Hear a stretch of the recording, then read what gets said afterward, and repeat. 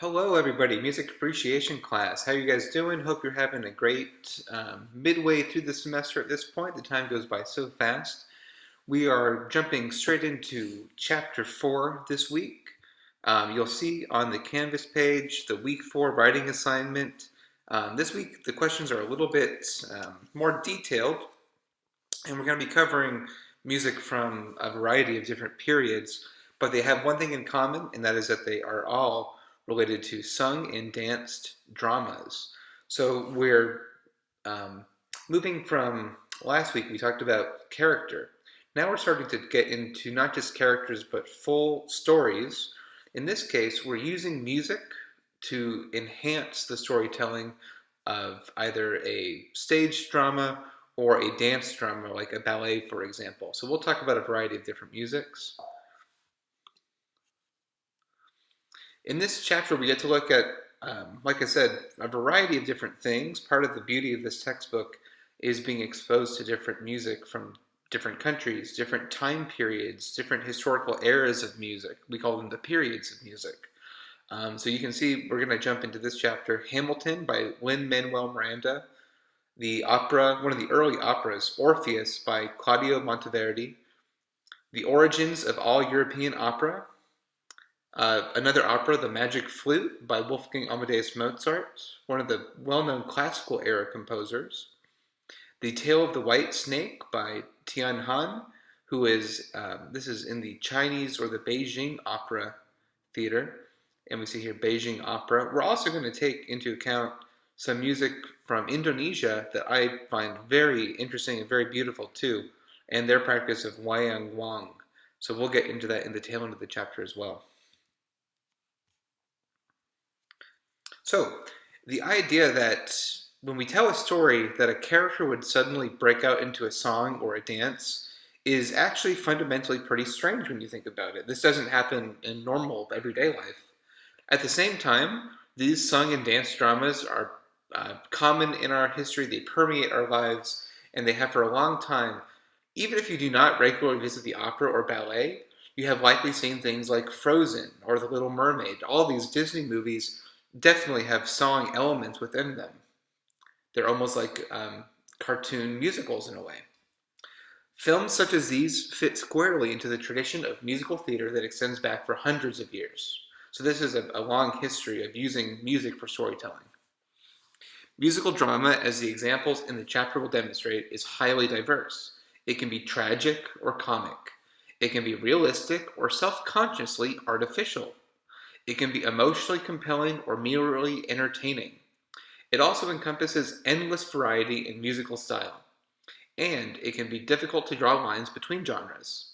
The examples in this chapter might variously be described as musical theater, opera, or ballet, which is a term that both European and Javanese performers use to describe their dance drama traditions. However, there are many overlaps between these categories. European ballet first developed as part of opera, for example, and many operatic traditions include dancing. Dance dramas often include singing, something that is true of both examples in this chapter.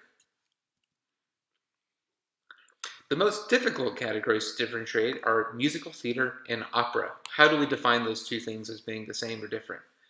And sometimes this is kind of blurred. For example, one does not hear Frozen even in its live stage version referred to as an opera. But why not?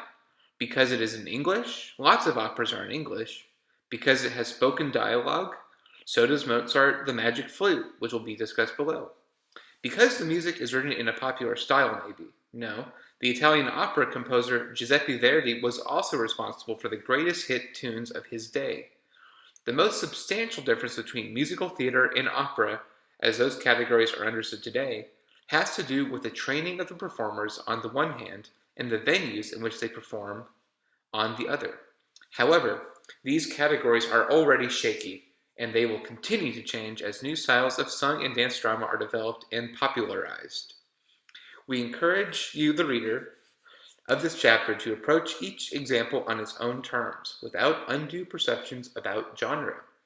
Whether we are talking about New York City in 2015 or Mantua in 1608, it is always important to consider the cultural context in which the work was created. Who was the audience, and how were they prepared to understand and appreciate what they saw on stage? So they're making some good points here. Although our examples are diverse, each effectively uses music to enrich the storytelling. Okay? So remember, we're talking about within these performances that have an element of staging or dancing, in either case, how does the music itself play the role? Think about the cultural context that the work was created and who was seeing it, and what did they already know about the music that they were hearing?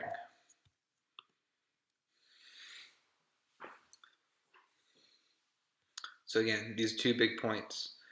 Having undue preconceptions about genre. Don't think that you already know what this music might sound like or what it's trying to say. Sometimes you can be surprised that things were happening in 1608, for example, is not that different from the conversations that we have today.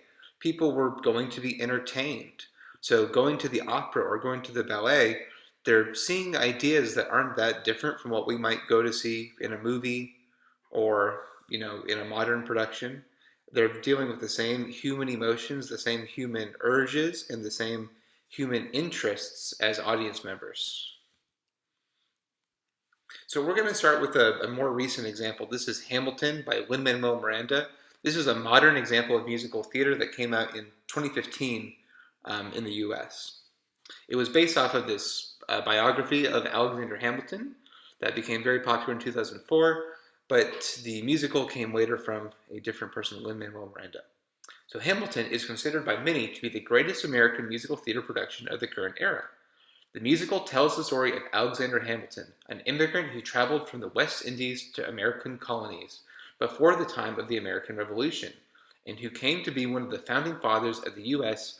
and the first Secretary of the Treasury under George Washington. The musical is based upon the biography by Ron Chernow, who was born in 1949, Alexander Hamilton, published in 2004. So this will relate to our first homework question in a second. We'll get there in a couple slides, slide 12. Hamilton is the singular creation of the actor, writer, and musician Lin-Manuel Miranda, who, in addition to premiering the title role, wrote the music and lyrics. So not only did he write all the music and the lyrics, he starred in the first productions as well. There he is in character. Miranda is one of the biggest musical theater celebrities of his generation, having won multiple Emmys, Grammys, and Tony Awards for his music, lyrics, and performances. Each of Miranda's work is influenced by his origins. As the child of parents of Puerto Rican descent, he grew up in a largely Latino neighborhood in Inwood, New York City, regularly visiting family in Puerto Rico. His musical preferences, which Miranda grew up listening to salsa and American musicals, such as West Side Story, reflected both an early interest in his musical heritage and a fascination with the stage. Miranda was gifted musically and academically, attending the highly competitive primary and secondary schools at Hunter College before enrolling at Wesleyan University. This is a great performing arts school right here. So if you want to go a little bit deeper, you can always check out these videos right here. Two great examples of American musicals that have actually been turned into movies. It's the same story, but in two adaptations. We see here the original West Side Story, which the music was by great American composer Leonard Bernstein. The other one here is the 2021 readaptation. You might have seen the movie a couple years ago. But same story, different cast, slightly different storytelling elements, but the music is essentially the same. These are two different songs, so if you are interested, you can pause this video and check out these in the lecture slides. Okay. And like I said, hopefully you're going along with the lecture slides. It helps to be able to check out these videos on your own. I usually try to just give you a second to do that because I can't play some videos due to copyright issues with YouTube here. Anyways, hope you check those out. We're going to continue with Lin-Manuel Miranda. So one thing that's interesting about him as a composer is that he has a multicultural upbringing. If you've ever been to New York City, it has, I think, more cultures than any other place in the world. It's pretty amazing. And so his Latino identity really does come through in his music. As a director, he has always made a conscious decision to cast actors from various cultures and racial backgrounds. This feature of Hamilton has created some controversy, given the historical fact that the men and women represented in the musical were primarily white. Miranda, however, has defended this approach by drawing parallels between his casting and musical decisions. Just as he did not attempt to write music in the style of the 1770s, he did not attempt to create a visual image representation of the 1770s either. Miranda's Hamilton was created to represent America in the current age. He makes the point that the U.S. was founded by immigrants. This is important here. The founding fathers themselves, despite their skin color, were either immigrants or the children or grandchildren of immigrants. Hamilton himself was born in the West Indies, coming to America at a young age to make a name for himself. What is more American than that? So here we see Puerto Rico representing Lin-Manuel's background, and of course Alexander Hamilton here, a portrait. The musical numbers in Hamilton incorporate hip-hop beats and rap. The use of popular styles in a musical is not unique to Hamilton. Hair in 1967 and also the musical Jesus Christ Superstar in 1970 were the first modern-era musicals to incorporate rock styles. And Lin-Manuel Miranda had already used rap and hip-hop in his first musical, which was In the Heights, which was on Broadway from 2008 to 2011. In writing Hamilton, Miranda found that rap was not only musically exciting, but also very useful, for he was able to fit more words into a shorter span of time. Hamilton, the man known for being poetically loquacious, in addition, rap allowed Miranda to incorporate a large amount of information from Cherna's biography. In addition to Hamilton's own words, the entire musical is 150 minutes long, but includes over 20,000 words. So of course, we know from listening to rap music that we can fit a lot of ideas, a lot of really important lyrics into a song. So Hamilton uses that to great effect to tell the story of Alexander Hamilton. Again, if you want to pause the video, you can check out these two listening examples, which are both musical selections from the musicals Jesus Christ Superstar and Hair, both really classic musicals that would have definitely inspired Miranda's use of using pop music to tell stories in this way. It's not like the old school approach to musical making. Okay, now we're getting almost to slide 12 here for question number 1 of your homework. Miranda also uses music to communicate with the Hamilton audiences in ways that both complement and transcend the script and stage action. One of his favorite techniques for doing so is allegory, or the use of musical sounds to signify hidden meaning. We will address several ways in which Miranda employs instruments or musical styles in an allegorical manner. There are several additional musical allegories in Hamilton. Let us consider, for example, the number You'll Be Back, which is sung from the perspective of King George III. The music for this number is in the style of the 1960s British invasion pop. Incidentally, the Beatles, the most famous and influential of the British invasion bands, prominently featured harpsichord in their 1967 album Sgt. Pepper's Lonely Hearts Club Band. So what they're saying here is that the instrument of the harpsichord is going to represent something almost as a metaphor, as an allegory, and the Beatles also did this. If you don't know, the British invasion is the term used for when British artists such as the Beatles became very popular in the US. They called it the British invasion because all of a sudden teenagers were listening to British music, British pop music. Let's continue here. Again, Miranda makes a connection between a British musical style, an invasive one at that, and an imperialistic British character. So remember, we're talking about King George III, who in some ways was an imperialist character. He was, someone who the Americans at the time of Hamilton would have been in contention with. But that's not all. Miranda further uses the pop genre to heighten the impact of his character's words. King George sings this number to a personified America. The music is relentlessly upbeat, as if expressing the emotional state of a delirious ex-boyfriend who cannot grasp that the relationship is over. The text, which is quite disturbing at times, is hilariously juxtaposed with the sum of the happiest and tuneful music of the show. So what we're really saying is that America, the American Revolution, they're in a sense through this musical in kind of a funny way, almost breaking up with King George III. They're separating the American colonies from the British imperialists, the people who owned the colonies essentially. So they're breaking up almost as if it was an ex-boyfriend through this kind of pop sounding tune. And they use the harpsichord in a very interesting way. So let's break down what is this instrument called the harpsichord. This is a picture of it right here. It is a predecessor of the piano. So we can see here the standard grand piano. This is in some ways an early version, but it worked a little bit differently. Let's read this first. What is also considered Miranda's use of the harpsichord. Miranda writes for two keyboard instruments in his musical, the harpsichord and the piano.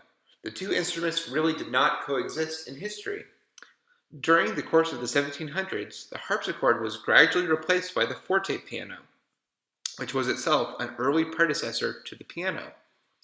In Hamilton, however, we do not hear a forte piano, but rather a 20th century piano, an instrument historically separated from the harpsichord by over 100 years. The harpsichord, therefore, represents an old way of life, and more particularly, an old way of conducting politics. Specifically, Miranda uses the harpsichord to represent British rule before the Revolution. So here's your homework question right here. How does he utilize the piano and the harpsichord as allegory within the musical Hamilton, right? The piano here represents the modern ideas, the forming of the new country, America, and the harpsichord represents the old ways, the monarchy of King George III, and this old rule by the British. The sound of the harpsichord was, historically speaking, the sound of the 18th century British monarchy. In order to draw a historical comparison, we might consider the music of George Frederick Handel.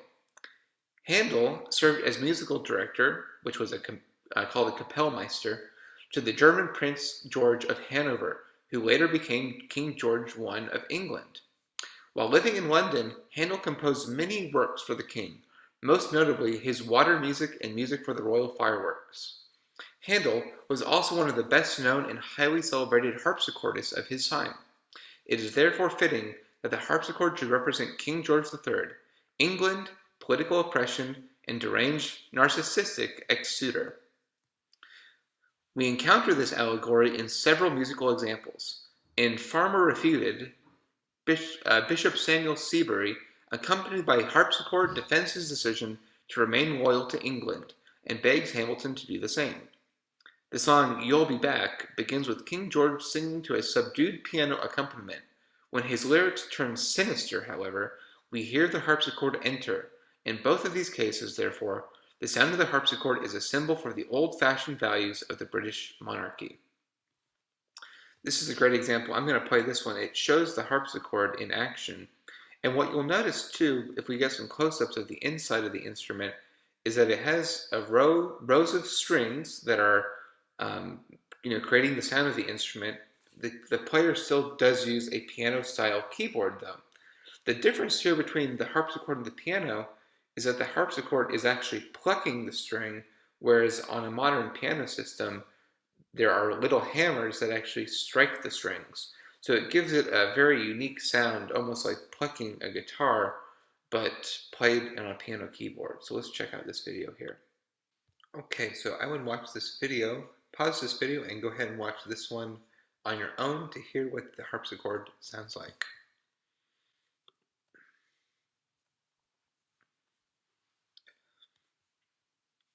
Same thing here. Here's another listening example. Please pause my video and watch this one. This shows the whole breakdown of the song They'll Be Back from Hamilton. It's a short song, so please listen to the whole thing and try to follow along with these time markings here. You can see what to listen for and the form of the song as well. And remember that this style of listening notes are going to become important in preparing for our first project in a couple weeks.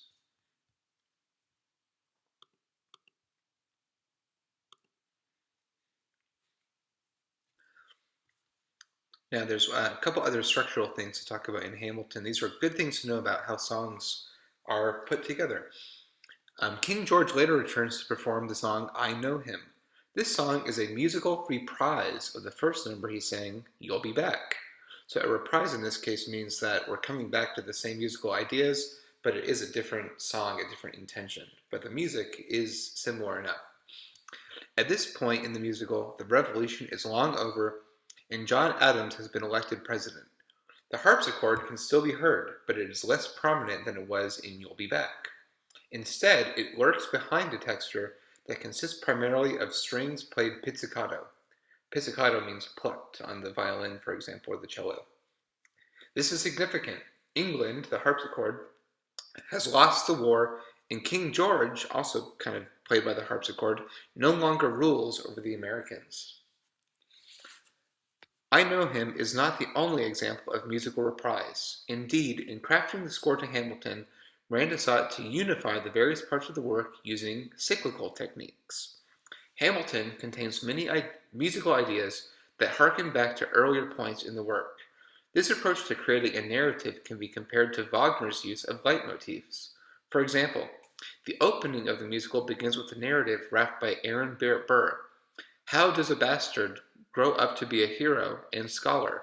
Miranda treats this passage from Aaron Burr's opening number, which is entitled Alexander Hamilton, as a leitmotif which later returns in A Winter's Ball, Guns and Ships, What I Miss, The Adams Administration, and Your Obedient Servant.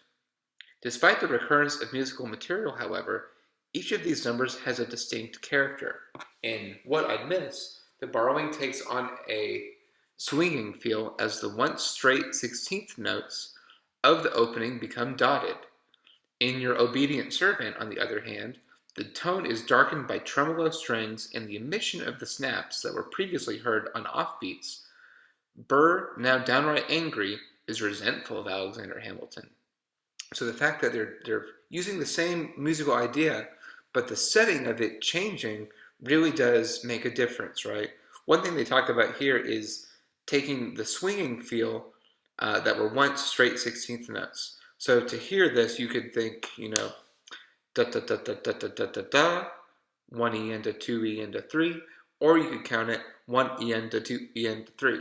So breaking it up, it gives it that swing feel that you might hear in jazz or even in some forms of hip hop as well.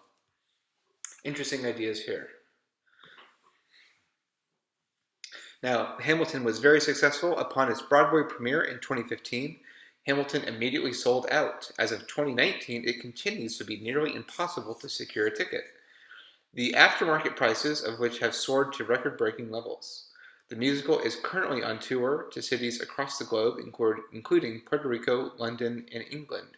It has won numerous awards, including the Laurel Awards, 3 Outer Critics Circle Awards, 8 Drama Desk Awards, and the New York Drama Critics Circle Award for Best New Musical, and an Obie for Best New American Play.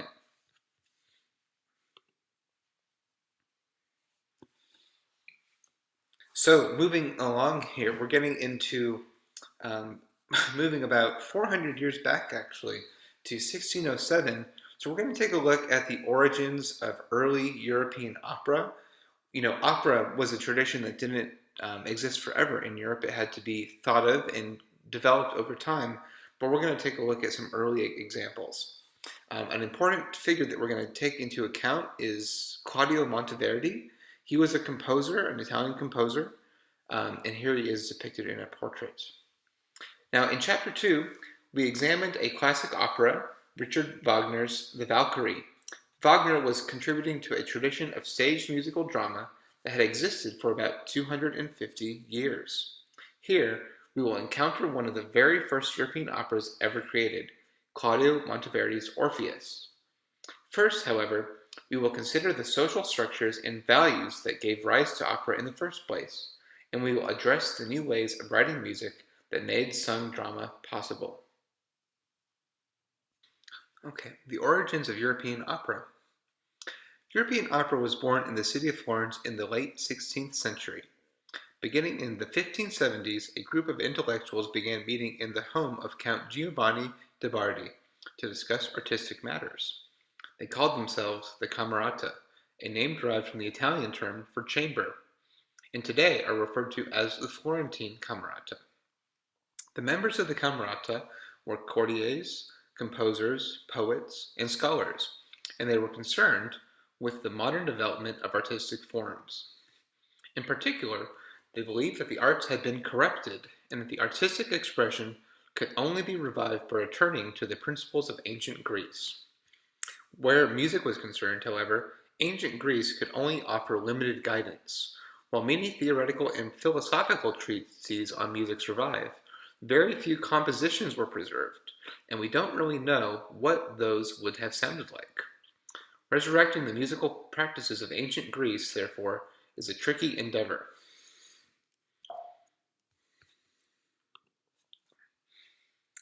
The members of the Camerata drew music of their inspiration from the work of Girolamo May, a Roman scholar and the leading authority on ancient Greece.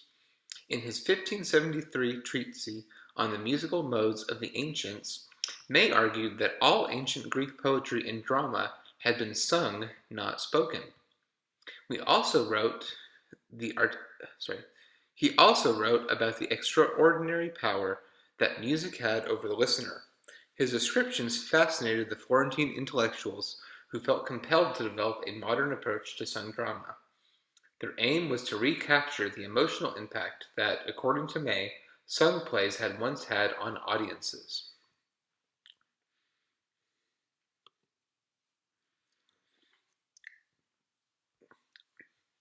This is a great documentary that goes through the process by scholars of recreating the music of the ancient Greeks by using what few manuscripts they have and by recreating the instruments that they would have played. They're able to reconstruct what they think this ancient Greek music would have sounded like from about 500 BC.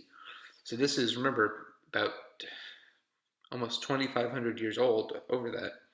So pretty interesting that we can rediscover music that is so ancient.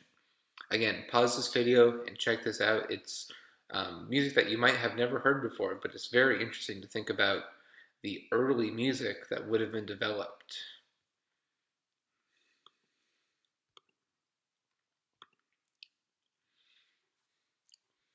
This is one other video that you can check out just for your own edification. This is an example of two classical guitarists playing a piece by a 20th century composer, Lou Harrison. This music is written in more recent times in the 20th century, but it is built off of tuning systems inspired by those of the ancient Greek. So just to say that the system that we have on the guitar or the piano comes from refinement, but the systems of tuning the notes of a song were very different to the ancient Greeks. They had different systems of tuning their instruments than what we're familiar with. So it's interesting to see what this could have sounded like through the mind of a modern composer, but still using this ancient tuning system. Again, pause this video and you can check out this one as well.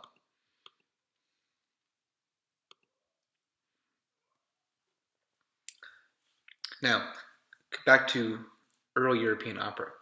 The leading music theorist of the Camerata was none other than Vincenzo Galilei, father of the famous astronomer Galileo Galilei. In order to facilitate sung drama, Galilei sought to develop a new approach to writing vocal music that imitated dramatic speech. So he's developing a new way of writing vocal music. It would be modeled on the way in which actors use variations in pacing and pitch to expressively declaim text from the stage. Such music would be free of repetition, of course, since every note would be uniquely tied to the word it illuminated. The rhythms would be derived from the text, while the melodies and harmonies would portray the emotional content. Today, this style is termed recitative, for it more closely resembles dramatic recitation than typical singing. So this was one of your homework questions, question number 3. We jumped through question number 2 on the Florentine Camerata. Is what is recitative?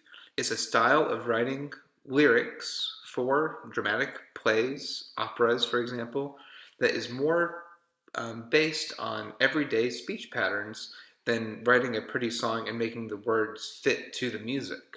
So the words themselves are defining how the music is going to sound. For this reason, the text is a little bit, or sorry, the music is less predictable because it's following the natural speech patterns. We call it recitative. Continuing here. Members of the Camerata began experimenting with short sung dramas in 1589, while the first full-length opera, which is now lost, was composed by Jacopo Peri in 1597. In 1600, Peri created Eurydice, an operatic portrayal of the Orpheus myth. This work, which survives, consists almost entirely of recitative, as does a second version of Eurydice produced by another member of the Camerata, Giulio Caccini, in 1602. The two men were colleagues and collaborators, but also saw themselves as being in competition with one another. So just think, the Camerata, they're working to develop new forms of artwork, so of course they're going to be a little bit competitive. All of these developments took place in Florence and were supported by the Medici court. Peri's Eurydice, for example, was created and staged to celebrate the marriage between King Henry IV of France and Maria de' Medici. From its inception, opera was understood to be aristocratic entertainment. It upheld noble values and catered to refined musical tastes. It also offered the opportunity for luxurious spectacle in the form of fantastical costumes and scenery. Musically, however, these early operas were a bit boring, and the art form might have lived and died in Florence had not one of the greatest composers of the century developed an approach to sung drama that was truly compelling.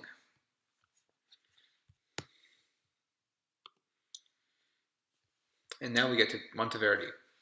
Claudio Monteverdi was born in Cremona, an Italian city most famous for its legendary violin makers. He secured a position at the Mantuan court in 1590, where he served the Gonzaga family. Although Monteverdi flourished under the development of Duke Vincenzo I, he was abruptly dismissed by the Duke's son and successor in 1612. The next year, he won the prestigious post of music director at St. Mark's Basilica in Venice, where he remained for the rest of his long life. Despite a 1620 invitation to return to his post in Mantua, which he gleefully rejected. Although we will examine an opera that Monteverdi produced early in his life for the Gonzagas, he returned to the genre in his old age, creating 3 operas for the Venetian public in the 1640s.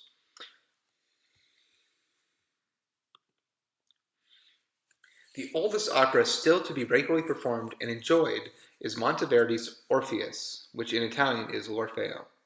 We will begin with the occasion for which Monteverdi created this masterpiece. Then, we will summarize the story before examining several musical examples.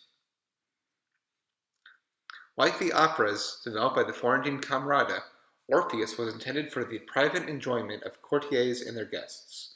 This opera was among the festive entertainment on offer for the 1607 Carnival season. Carnival is celebrated in Catholic countries around the world during the days or weeks preceding Ash Wednesday, which marks the beginning of the liturgical season of Lent. During the 40 days of Lent, Catholics are expected to give up earthly pleasures and demonstrate penitence for their sins. Lent culminates in Holy Week, when the story of Christ's crucifixion is told, and ends with Easter, which celebrates the resurrection. Carnival, therefore, marks the last opportunity for the faithful to enjoy food, drink, and entertainment. Although Orpheus was one of the first operas written for Carnival, the genre would be associated with the Carnival seasons for centuries to come. Opera would also come to be prohibited during Lent. So this is one thing that you can mark for question 4. We saw this already on page 23, that opera itself was for noble people. It was about the values of nobility. The musical was more refined, and it was really a luxury and something that people would almost show off with their elaborate productions for their guests. We can also see here, same thing, question number 4, that it was considered so fun to go to the opera, such a luxury, that it was actually prohibited during the Lenten season. So the Carnival was always a time when people would stage these operas, especially because it was kind of the last hurrah before you had to go into this period of Lent where you were supposed to be more solemn, supposed to be in penitence. Now, we'll see here, this is a characterization of Orpheus in this picture. He's often seen depicted with this instrument here, the lyre, which is a type of ancient harp. You can see the strings here. And so in the story, Orpheus is a musician, and we're going to get to that in the next slide. Orpheus, like other early operas, served a dual purpose. On the one hand, it provided dazzling entertainment to accompany a courtly celebration. On the other, it put the wealth and splendor of the court on display for the purpose of impressing those in attendance. Because he was tasked with exhibiting the affluence of the Gonzagas, Monteverdi did not need to worry about keeping his production within budget. For this reason, he was able to write for an enormous orchestra and cast, and the original staging would have been extravagant. It is not difficult to guess why Monteverdi chose the Orpheus myth as the subject for his opera. To begin with, by doing so, he set himself up for favorable comparison with the Florentine composers who had already produced operas on this topic.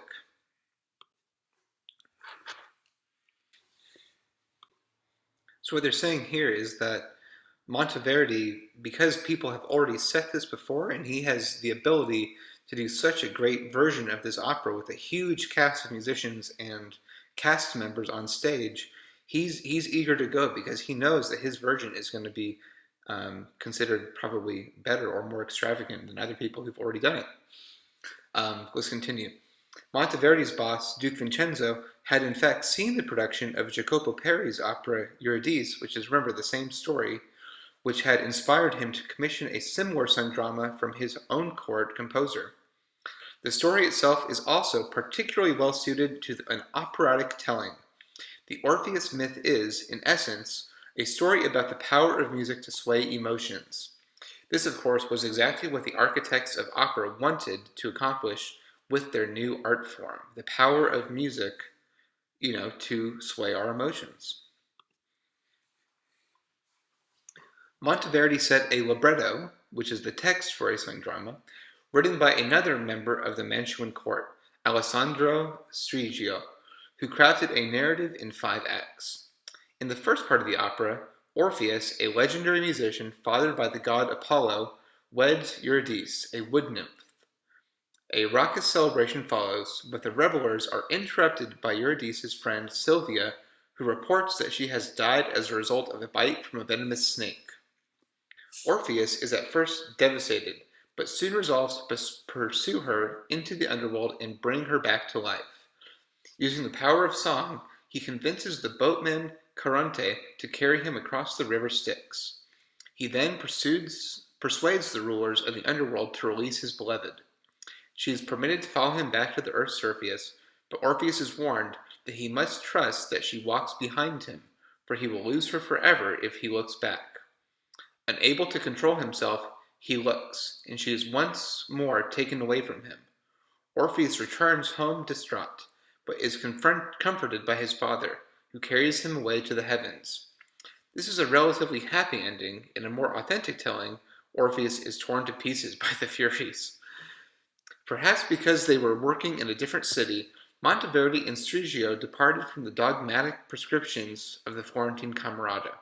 Instead of setting the entire story in recitative, they interspersed recitative with different types of structured vocal music, including folk-like strophic songs, in which many verses are sung to the same melody.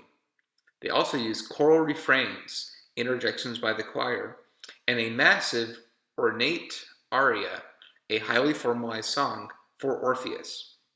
The resulting opera is full of variety, although it still relies on recitative to convey emotion at all of the key dramatic moments. So what they're saying is that they're mixing it up a little bit. Not only are they choosing to use this newly created recitative to tell the dramatic parts of the story, they're also using things that are more familiar. They're using fancy songs, ornate songs called arias.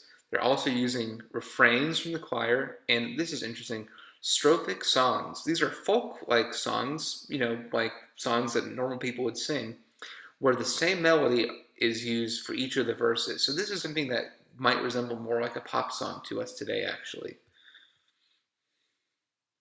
in a funny way. Okay, now we're moving into question 6 here. One of my favorite Italian words for music is toccata. The first thing that the audience heard at the premiere of Orpheus was not singing, but instrumental music.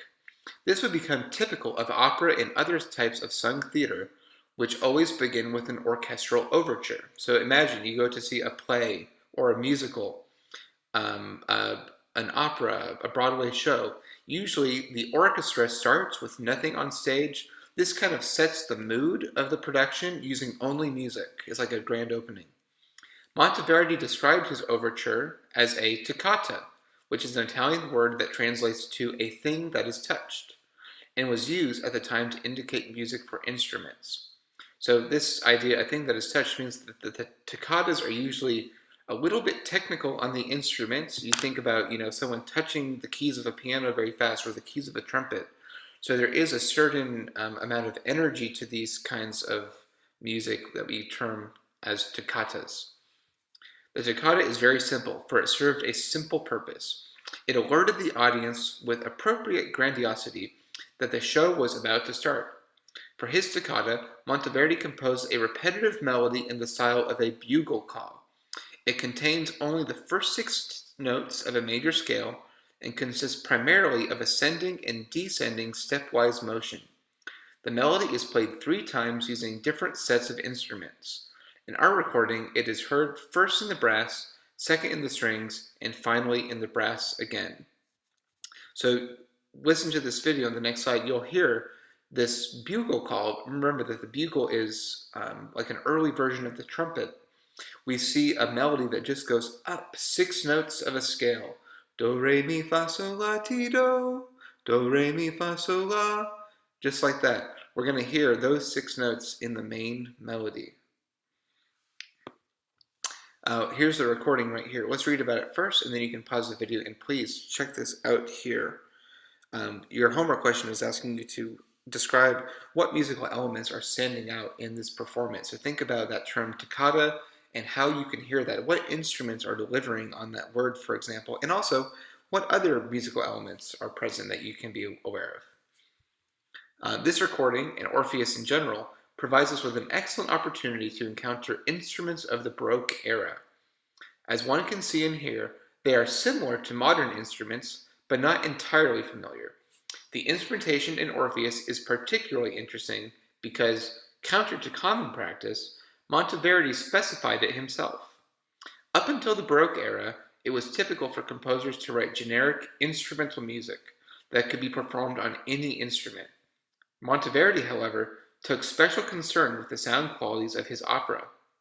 In particular, he specified that the scenes on earth were to be accompanied by strings and flutes, while the scenes in the underworld were to be dramatized by the sounds of brass and the reed organ. The resulting timbres reinforced the darkness of Hades. So he's choosing which instruments are going to be the main interest point, depending on what world they're inhabiting on the stage drama. Most modern productions, including both referred to in this text, use what are termed period instruments. So we're talking about the videos again here. These Baroque style instruments we call period instruments because they come from the correct historical period. They were made during that time. These are usually copies of instruments that were built in the Baroque era. So nowadays we use copies of what the originals would have looked like from that time period.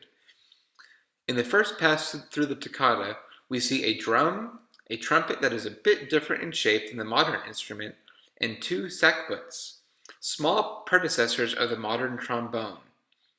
During the repeat by the full orchestra, we see a variety of additional instruments. Baroque violins, which can differ slightly in shape and are played with arched bows, cornetti, which sound somewhat like trumpets but look like oboes or clarinets, recorders, which is the predecessor of the modern flute, a Baroque harp, theorbos, which are lutes with long necks and additional bass strings, and bass viols, which look a bit like cellos but are different in shape and have frets.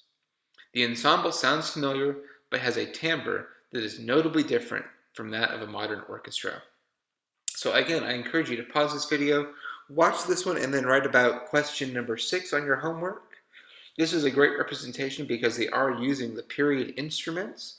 So the sound is going to be familiar, but a little bit different from a modern orchestra that you might be used to hearing. So see if you can hear the difference in timbre that comes from these period instruments. Okay, hopefully you're coming back from watching that previous slide. We will continue to address instrumentation throughout the opera, for it plays an important role. The richest area for discussion, however, is not the orchestra, but the basso continuo section.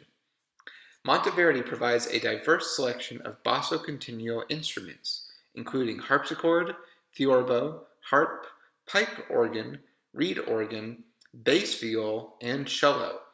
These can be combined in a variety of ways to produce a nuanced palette of sound colors. As a result, even long passages of recitative are full of variety, as accompanying instruments enter and leave the texture. So what he's saying, or what the authors are saying here, is that the basso continuo is a part of the Baroque orchestra. It's a combination of the instruments that they list here. You can see that there are some videos that show you what some of these instruments look like and sound like. But the basso continuo was almost like the rhythm section of the Baroque orchestra. They provided rhythm, chords, harmony for the singers to sing on top of. So they're almost like a troupe of instruments that act as accompaniment in this style of music in the Baroque era. Now let's get to the story of L'Orfeo, Orpheus. We will skip the wedding and start at the beginning of Act 2 with the party. In this scene, Orpheus is celebrating with the nymphs and shepherds who reside in an unnamed rural paradise. As might be expected on such an occasion, they sing and dance together. Monteverdi took the opportunity to abandon the solemn recitative of the previous act and compose a string of folk-like songs to be performed by Orpheus and his friends. Almost all of the songs are strophic, meaning that 2 or more verses of text are sung to the same melody. In between the songs, different assortments of orchestral instruments provide ritornellos, which are repeating instrumental themes. The performing forces slowly grow. First we hear a solo, then a duet, then the entire chorus. Finally, Orpheus himself sings the longest strophic song of all, containing 4 verses, on the topic of his extreme happiness. All of this music can be heard in a diegetic framework. That is to say, we can understand the characters on stage to really be singing. This interpretation makes sense in the dramatic context. Orpheus, in particular, is a famed musician who would be likely to sing for his friends, while the setting, a wedding celebration, suggests the presence of music. The folk-like attributes of the songs also make them particularly appropriate for the characters to sing. However, we must also assume that the characters are not hearing exactly the same music that we are. Although shepherds might sing and dance, they would not have a large orchestra at their disposal. Monteverdi treads the line between the realistic portrayal of a party and the fantastical world of opera, in which everything happens to musical accompaniment. So what they're saying here is the idea that the songs that we hear in this scene of L'Orfeo could actually be the songs that they would sing at a wedding. At a wedding, people are partying, people are celebrating by singing songs about their happiness, perhaps. So there is a certain reality to the songs that they are singing. At the same time, out in the countryside, would they have all the instruments of an orchestra? Would they have an organ? Probably not, right? So there is a degree of separation, but also a level of reality here, I think, too. And again, that's why we call it that we can hear it in a diegetic framework. The characters are able to process that this music is really happening. It's not just a representation of their feelings, like we might see in Hamilton, where people wouldn't really sing out into those songs. At the conclusion of Orpheus' song, the music suddenly changes. The orchestra drops out, leaving only basso continuo in support of a solo singer, which is one of the shepherds. This is recitative.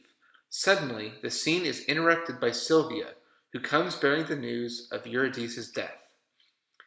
In our production, her entrance is marked visually with the descent of a black cloth over the backdrop, but also musically with a change in basso continuo instrumentation. While the shepherd had sung with an accompaniment of harp and cello, Sylvia sings with the theorbo and organ. The new timbres contrast with the pastoral scene of the wedding, making her message all the more disruptive. So the change in instruments makes this seem even more of a sudden news to the characters. Following interjections from several of the other characters, each marked with a change in basso continuo, Sylvia tells her story. It might seem strange that one of the most dramatic scenes in the opera is not portrayed on stage, but rather described in a lengthy monologue. Compared with the party that opened the act, the next few minutes are a bit drab. Sylvia's recitative lacks variety in texture and instrumentation, and it contains no melodic repetition.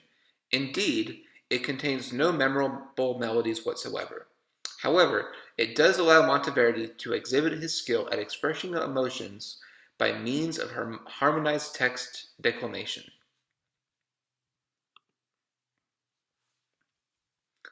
We might see Monteverdi's technique at work by examining the emotional high point of the recitative, which arrives when Sylvia recounts Eurydice's final words, Orpheus, Orpheus. These are the highest pitches that she sings, and her delivery of the text closely mimics Eurydice's unsung cry, which the listener can easily imagine. The harmonies are stark and surprising. Throughout the passage, the listener is kept at ease as Monteverdi leads the singer through countless harmonic twists and turns. The devastating development of the story is paralleled by unpredictable, dark, and even ugly-sounding chords. After a response from the shepherds, the first of whom repeats Sylvia's text and melody from her entrance, Ah, bitter blow, Orpheus finally speaks. His opening words are low, set to a murky chromatic melody, and accompanied by gut-wrenching harmonies. As he moves from disbelief to anguish, his melody becomes higher, louder, and faster. Soon, however, his mood changes again as he resolves to bring her back from the underworld. Orpheus engages in a bit of text painting as he sings the words, I will surely descend to the depths, to the deepest abyss, to a melody that itself descends into his lowest range. His final passage, in which he bids farewell to the sun and sky, in turn ascends into his highest range. So this idea of text painting is a very cool compositional technique. What they're saying is that as you're singing the words, I will surely descend to the deepest abyss, that the melody is actually going into the singer's lowest sounding vocal notes, the lowest ranges that they can sing. And then to contrast, when he says goodbye to the sun and sky, the range is going higher into the highest vocal range of this singer. So this is called text painting, when the music itself is imitating the things that are described by the lyrics.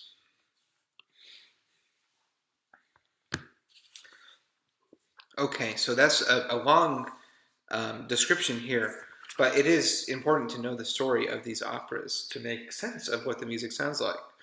So now you have a little bit of a time to pause this video and watch this scene, Act 2 here, from L'Orfeo. You have to make sure that the video starts at the 22-27 minute marking here. The video should be set to do that on its own. And see if you can listen through the whole thing here and listen for these changes between the ritornello, which are the instrumental interludes that keep returning, but also the changes in basso continuo and this abrupt change that happens with the shepherd, okay? So pause this video, check out this one. Make sure that you have the closed comments on this video because the opera is in Italian, so you need to understand what it says. Make sure that the subtitles are set to English and it should work.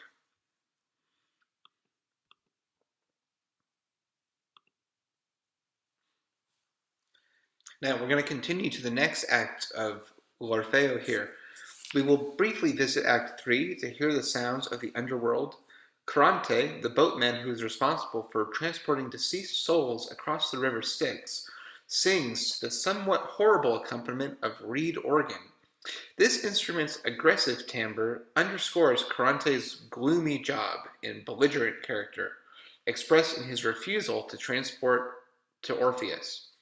Next, we hear the music of Carante's World, a funeral march performed principally on sackbuts, which remember are an early version of the trombone, low-sounding brass instrument sound.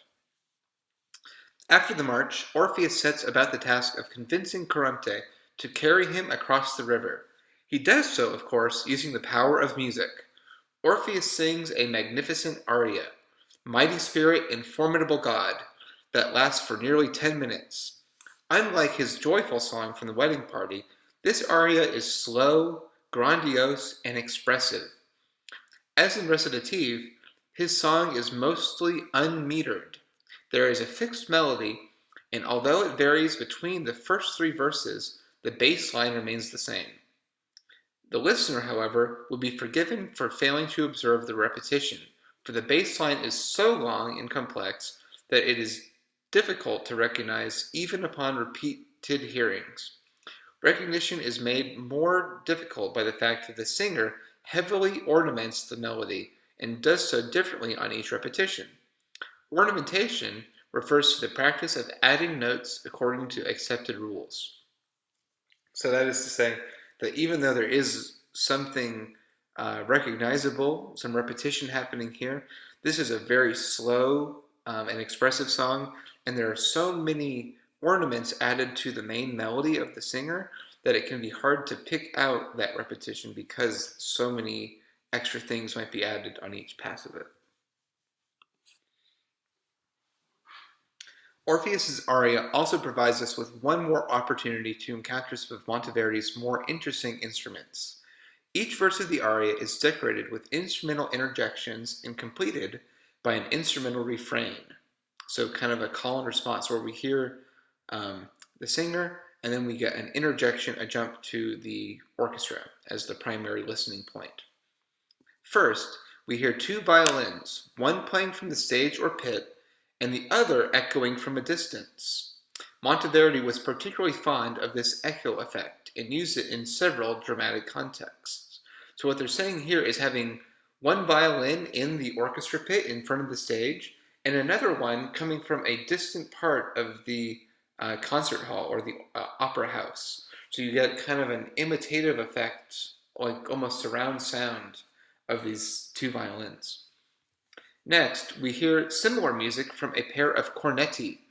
This instrument, now almost extinct, employs a trumpet-like mouthpiece connected to a narrow tube traditionally made from an animal horn and wrapped in leather. Finally, we hear from the double harp, a Baroque instrument with 2 rows of strings. The modern harp only has 1 row of strings. The fourth verse of Orpheus's aria, which is accompanied by strings, is different, an indication that he is gaining control of the situation. He wins his argument with a concluding passage of comparatively simple and straightforward singing. As with the dance songs that open Act 2, we can understand that the aria is to be diegetic. Orpheus, the character, really is singing in the story. Whether or not he has in fact conjured up cornetto and harps to accompany his singing, however, is up for debate. It is more reasonable to interpret these instruments as belonging only to the theater orchestra, not to the scene in the underworld. The double harp in particular can be heard as a symbolic stand-in for Orpheus's own instrument, the lyre, which is a type of small harp used in ancient Greece. This scene is expressly about the music. However, for it is Orpheus's hypnotic singing and playing in combination with his eloquence that wins over the reluctant Carante.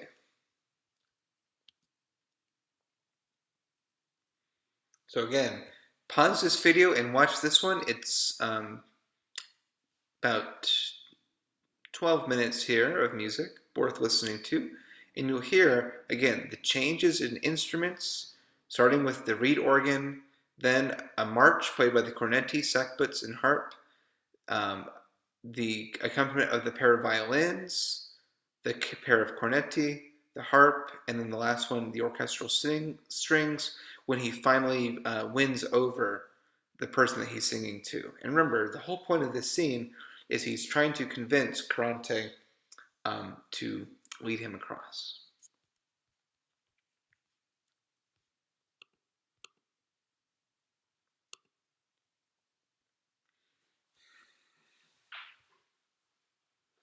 Okay, so we're moving on now into a different period of music. This is later than Monteverdi, but we're going to move into Wolfgang Amadeus Mozart and his opera in the classical period. During his lifetime, Monteverdi saw opera become mainstream popular entertainment in Venice. So this is almost like going to the movies today, maybe. Over the next few centuries, opera became the most prominent form of public entertainment across all of Europe. Although the practice was first developed in Italian-speaking cities, it soon spread to France, England, and Germany, where new forms of opera were developed that catered to local tastes and languages. Italian opera remained so dominant, however, that it was performed most often in its original language in every European country. Opera was not truly dethroned as the West's favorite form of entertainment until talking pictures became mainstream in the 1930s. So there we go, the connection to movies later on. Although the variety and richness of the European opera tradition can reward a lifetime of study, we will examine only one more example here. This example was chosen for its historical significance, its intrinsic interest, and the many ways in which it contrasts with Orpheus. While Orpheus is a serious opera written for court performance in the early Baroque style, The Magic Flute, 1791, composed nearly 200 years later, is a comic opera created for commercial, public performance, and it exemplifies the pinnacle of the classical style. It is also the work of the most important opera composer of the era, Wolfgang Amadeus Mozart, and there he is pictured here. So Wolfgang Amadeus Mozart lived from 1756 to 1791, which is funny to think about. This is in Europe, but imagine this is his lifespan spans also the American Revolution, for example. Mozart was born into a musical family in the city of Salzburg. His father, Leopold, was a composer and violinist at the court of the Archbishop of Salzburg. Leopold was successful in his career, but he soon realized that his children possessed greater talent than he did. He subsequently abandoned composing to focus on their education. Mozart had an older sister, Marianne, who was his equal as a child prodigy. Both children mastered the harpsichord and forte piano, which, as we saw before, is a predecessor of the modern piano. While Mozart also became an expert violinist. Beginning in 1762, Leopold took his children on extensive tours to perform for heads of state across Europe. Marianne, however, was forced to abandon public performances when she became old enough to marry, although there is some evidence that she composed music later in life. She was never given the opportunity to pursue a career. Mozart, on the other hand, was expected to follow in the footsteps of his father, and upon the conclusion of his final tour in 1773, he took a job at the Salzburg court. Mozart, however, was dissatisfied with the provincial life he led. His exposure as a child to the great cities and courts of Europe had whetted his appetite for cosmopolitan excitement. He also wanted greater personal freedom and resented being subservient to his employer. In 1781, he quarreled with the Archbishop of Salzburg and was released from his position. Although his father was disappointed and concerned, Mozart was elated. He immediately moved to Vienna, an important center for politics and culture in the German-speaking world, and set out to build an independent career for himself. Here's a great picture of the Mozart family. We see Leopold Mozart, Amadeus Mozart, Wolfgang Amadeus Mozart, and Marianne Mozart right here. In the late 18th century, there were few opportunities for a freelance musician to make a living. Most composers were employed by a court or church. Mozart, however, was able to capitalize on his fame as a child prodigy, and he had many marketable skills. He taught private piano lessons, although only to the elite young ladies of the city and for a high fee. He wrote music for publication and accepted commissions. and he put on regular concerts of his music, each of which featured an appearance by the composer himself at the piano in the performance of a new concerto. So he is unique in some ways. He was able to make a life for himself, a career for himself as a freelance musician, teaching private piano lessons. This was something that was kind of expected of elite young ladies, was that they could learn how to sing or play an instrument. He wrote music for publication and people wrote music for him. And he put on concerts where he would perform piano concertos, basically solo sets of just piano, new pieces for himself at each of these concerts. Um, Mozart wrote a tremendous amount of music in his life. Finally, Mozart also wrote operas in every genre of his day. He was fluent in various operatic styles and experienced in the conventions of the musical stage. Mozart, after all, had composed and premiered his first opera at the age of 13. So he wrote his first opera at age 13. In Vienna of the late 18th century, there were audiences for both Italian and German opera. Italian opera was divided into the old-fashioned opera seria, which was serious opera, which told heroic stories of gods and kings, and the newer opera buffa, which was comic opera, which portrayed characters from various social classes in humorous situations. The opera that we're going to talk about, however, The Magic Flute, is an example of a Singspiel, which is a sing play, a German language comic opera with spoken dialogue and catchy songs. Of the three genres, Singspiel was the least respectable and sophisticated. So this goes hand in hand with your question number 7 of your homework to talk about what were the different categories of Italian opera and German opera, and what style was Mozart writing in when he composed The Magic Flute, and tell us a little bit of information there. Mozart poured most of his energy into opera buffa. In collaboration with the court librettist Lorenzo da Ponte, he created 3 works: The Marriage of Figaro in 1786, Don Giovanni in 1787, and All Women Do It, which in Italian is Così fan tutti, in 1790, that have maintained a central place in the operatic repertoire ever since. These are still programmed even today. Although all 3 of these operas contain comical characters and situations, each conveys a moral and is essentially serious in its purpose. The same is true of Mozart's last opera, The Magic Flute, in 1791. Now, in the final years of his career, Mozart struggled to make a living. Despite early success, he found that his audiences had largely evaporated by 1787. This was due to the vagaries of fashion and economic difficulties. Whatever the cause, he was no longer able to sell concert tickets and was forced to abandon his rather lavish lifestyle. He and his wife moved to less expensive lodgings, gave up their carriage, and sold many of their belongings. At the time Mozart received the commission to write The Magic Flute, therefore, he was eager to increase his income.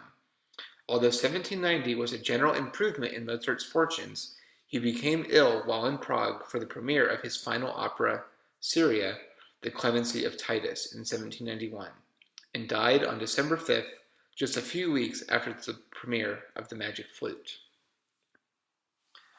The Magic Flute was largely considered by the man who commissioned Mozart's participation in the project, Emanuel Schikaneder. Schikaneder was the head of a theatrical troupe that performed at the Theater auf der Wieden, which was located in the Wieden district of Vienna. He and Mozart had known each other for many years, and Mozart had contributed music to several of his collaborative productions. Acting in his role as impresario, Schikaneder had a hand in every step of the opera's development. He came up with the idea of staging a series of fairy tale operas, wrote the libretto for The Magic Flute, assumed financial responsibility, acted as director, and even played one of the leads. He is even reported to have made suggestions to Mozart that were incorporated into the score. So this is a big role. It's not just Mozart creating these roles.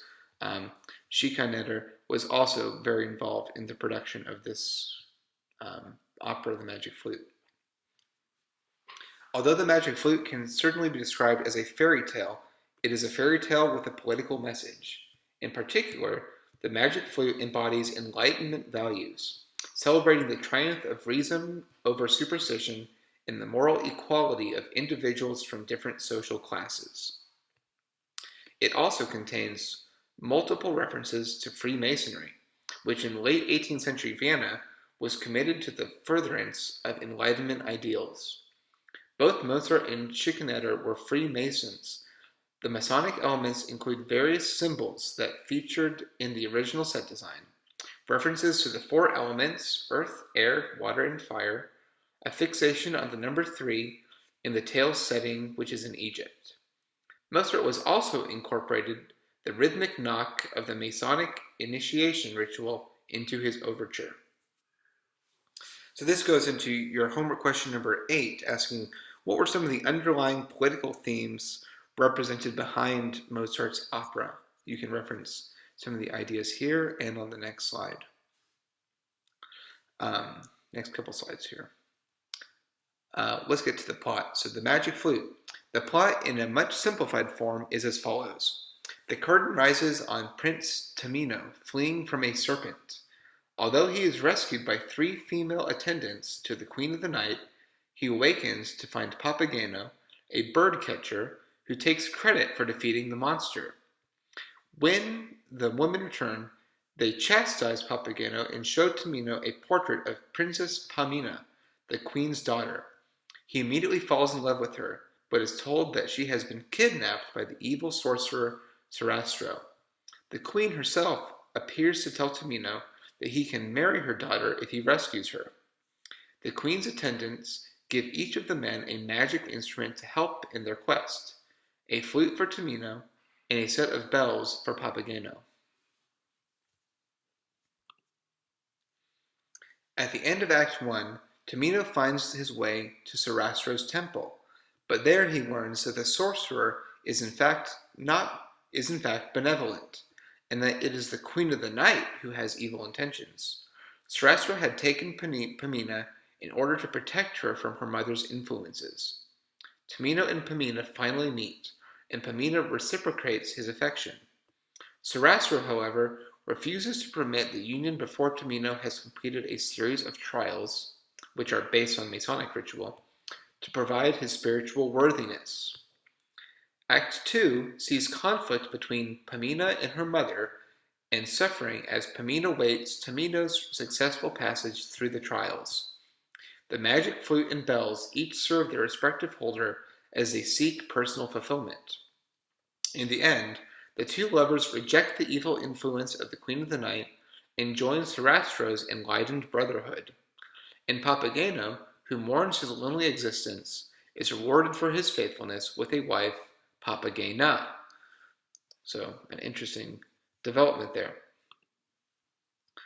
Going back here, we should see, this is a painting that captures the elaborate staging that would have happened for the Queen of the Night. You can see her here depicted in this beautiful painting of what the staging would have looked like for an 1815 performance of this opera. Now, The Magic Flute is rich with comedy. It is a very funny opera, which is often provided by Papageno, and in a few other scenes, the equally ridiculous Papagena. She's basically a female version of the same character. It is pretty funny. And the opera as a whole is highly entertaining. Most of the characters, however, are serious in purpose, and the story itself certainly carries a message. The Queen of the Night represents forces that seek to suppress knowledge and clarity in favor of fear, insularity, and irrationality. Some scholars have identified her with the Roman Catholic Empress Maria Theresa and have interpreted the opera as an attack on Catholicism. This is contentious, however. On the one hand, the Catholic Church was opposed to Freemasonry, but on the other, Mozart himself was a devout Catholic. Whether this specifics, the Queen of the Night certainly embodies anti-Enlightenment values. Sarastro, on the other hand, is the wise, generous, and benevolent head of state. He exemplifies the political principle of rule by an enlightened monarch. which many at the time believed to be the ideal form of government. He grants agency and freedom to his subjects, but demands that they hold themselves to high intellectual and moral standards. In the end, the protagonists, Tamino and Pamina, choose modern, enlightened thinking over the beguiling superstitions of the past. So this again can be part of your response for question number 8 here on slide 45. Now the opera also conveys messages that are not as palatable or positive. First of all, women are certainly not portrayed in a positive light. The realm governed by the evil queen is entirely female, while the light-filled court of Sarastro is predominantly male. Although Pamina eventually joins Tamino in his trials, her role is to support him. The couple's salvation relies primarily on his strength of character, and several musical numbers reinforce the idea that a wife must be subservient to her husband. The other female lead, Papagena, is literally a gift to a male character. Likewise, the opera takes an ambivalent stance toward class distinctions. On the one hand, it portrays low-class characters in an essentially positive light. Papageno might be a buffoon, but he is on the side of good and capable of exhibiting strong moral character. This is an advance on previous operas in which the servants existed only to serve. At the same time, the low-class and high-class characters are kept at a distance from one another. Although Pamina and Papageno are friends and at one point sing a duet about the value of marriage, there is no question of them ending up together. A princess must marry a prince, while a bird catcher must marry within his own social class. Papageno is treated with the loving condescension that all members of his class supposedly deserve. The Magic Flute, like many operas, also has a race problem.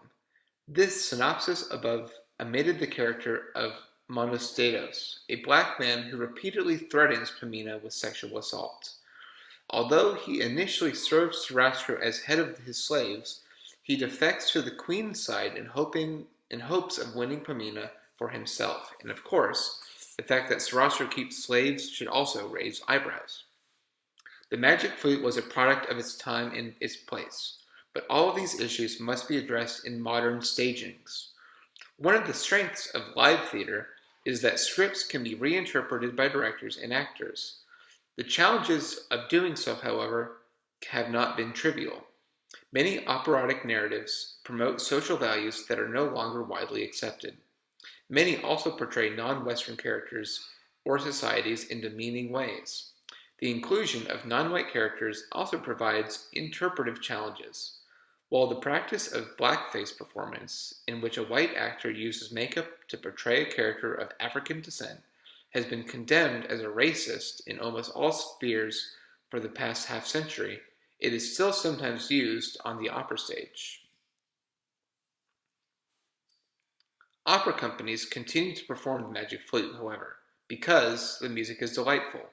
A clever director can address most of its messaging problems. For example, the character Monostatos does not have to be black. The arias that Mozart produced for this opera are unusually diverse and entertaining. This was the case for several reasons. To begin with, he was writing for a commercial theater that attracted a middle-class audience. Most of his listeners were looking for a fun night out, not a transcendent artistic experience. In addition, not all of the actors in Schikaneder's troupe had equivalent musical capabilities. Some were highly trained opera singers, but others, including Schikaneder himself, who played Papageno, could barely carry a tune.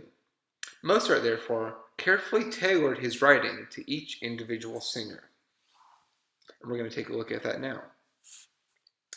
With this in mind, we will examine 4 selections from the Magic Flute.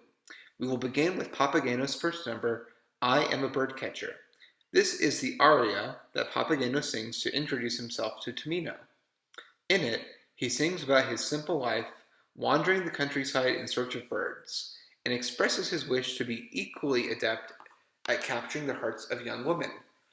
The music created by Mozart effectively communicates Papageno's character, for he writes that what is effectively a strophic folk song. It is in a cheerful major mode and contains only the simplest of harmonies, while the jaunty tempo establishes Papageno's carefree attitude. We hear Papageno's flute, which he used to attract birds, in the second half of each of the two verses. In addition to being dramatically appropriate, the music is also easy to sing. Remember that this was written for Schikaneder to give a successful performance. The orchestra begins by playing the entire melody, and the singer, upon entering, is doubled by the violins. Both of these features would have greatly helped Schikaneder give a successful performance. So what they're saying here is that the orchestra plays the whole melody by itself before the singer has to sing it, so he already hears all the correct pitches that he has to sing. And also, when he does come in, the violins play the melody at the same time as the singer to help support the pitch, to help it make it easier to sing. In addition, the vocal range is very small, spanning only a single octave, and positioned comfortably for an average male. It's not too high or too low. Finally, the melody moves mostly by step, with few difficult leaps. Although the role of Papageno is always sung by a highly trained professional in modern productions, this aria could easily be performed by almost anyone. Other members of Schikaneder's troupe were more skilled. In fact, the unusual capabilities of the actors who played the Queen of the Night and Sarastro inspired Mozart to write arias that continue to challenge modern singers. At the same time, the music sung by these two characters accurately reflects their respective roles in the drama. So that gives us a lot of intro into the arias that we're about to explore here. So if you look at your homework question number 9, listen to one of the following arias and describe its musical elements and how it relates to the character who sings it. So you can choose this one right here if you want. This is Papageno singing the song or the aria called I Am the Birdcatcher. I give you here also the English translation of the text so that you can tell what the song is about. You can see here that this is what we refer to as a strophic folk song. You can see that the way that the words are set up, it always starts with the same idea. I am the birdcatcher. I am the birdcatcher. So there are some repetitions that happen, and you'll hear that each of these is set to the same melody as well. So you can pause this video, and I would encourage you to watch this representation of I Am the Birdcatcher. This was a more modern production of the Magic Flute, so you can see they've done some very fun things with the costume as well. And this comes from the Royal Opera House. Okay, we're moving on to the next aria. Hopefully you've paused the video for the previous aria by Papageno. This next one comes from the character Sarastro. It is called O Isis and Osiris. So let's learn about this. The role of Sarastro was created for the bass singer Franz Xaver Gerl. Gerl had trained in Salzburg and might have studied with Mozart's father. He had an unusually low voice, which Mozart took into consideration. Sarastro's introductory aria, O Isis and Osiris, comes at the beginning of Act 2, and its music and the text both serve to establish his noble character. Sarastro calls upon the ancient Egyptian gods, Isis and Osiris, which are both prominent figures in Masonic lore as well, to guide and protect the characters Tamino and Pamina in their pursuit of wisdom. The text exhibits his profound spiritual commitment to enlightenment principles and his generous concern for others. The music here is slow and deliberate, emphasizing Sarastro's stability and power. Although this is a strophic aria in 2 verses, like the one sung by Papageno, it is certainly not a folk song. The melody and harmonies are both too sophisticated. Finally, the extremely low range makes this aria inaccessible for any but a trained singer with unique capabilities. So you have to be a trained opera singer with an incredibly low voice to be able to sing this particular aria, and Mozart knew that he was writing for someone with such a voice, so he chose to explore that. Again, you can pause my video here, and I would encourage you to watch all of these videos. This is the next aria, O Isis and Osiris. It's a nice short one, and these are the translated texts right here.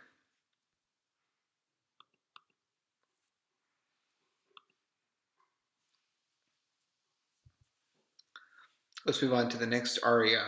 This is a very popular one. Hell's Vengeance Boils in My Heart, sung by the Queen of the Night. The music that Mozart created for the Queen of the Night is different in every respect. Once again, we must start by considering the original singer, soprano Josepha Hofer, who was also Mozart's sister-in-law. Hofer was a singer of extraordinary skill, and she possessed an unusually high vocal range, of which Mozart took full advantage.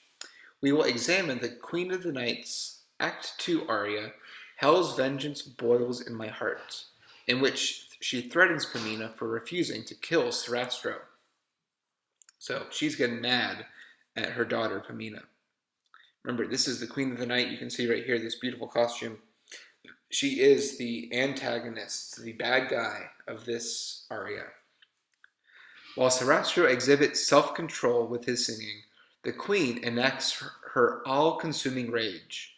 The most remarkable passages of her aria have no words at all, but rather require the skill to leap from pitch to pitch in the highest range using only repeating vowel sounds.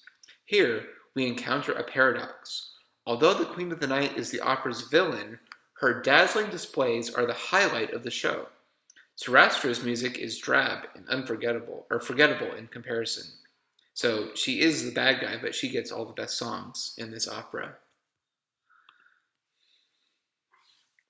Again, you can pause my video and check out this. This is an amazing performance with a very cool costume too, of Hell's Vengeance Boils in My Heart. This is the aria sung by the Queen of the Night in the Magic Flute. And you can write about this one for your question number 9 instead. This is the translated text.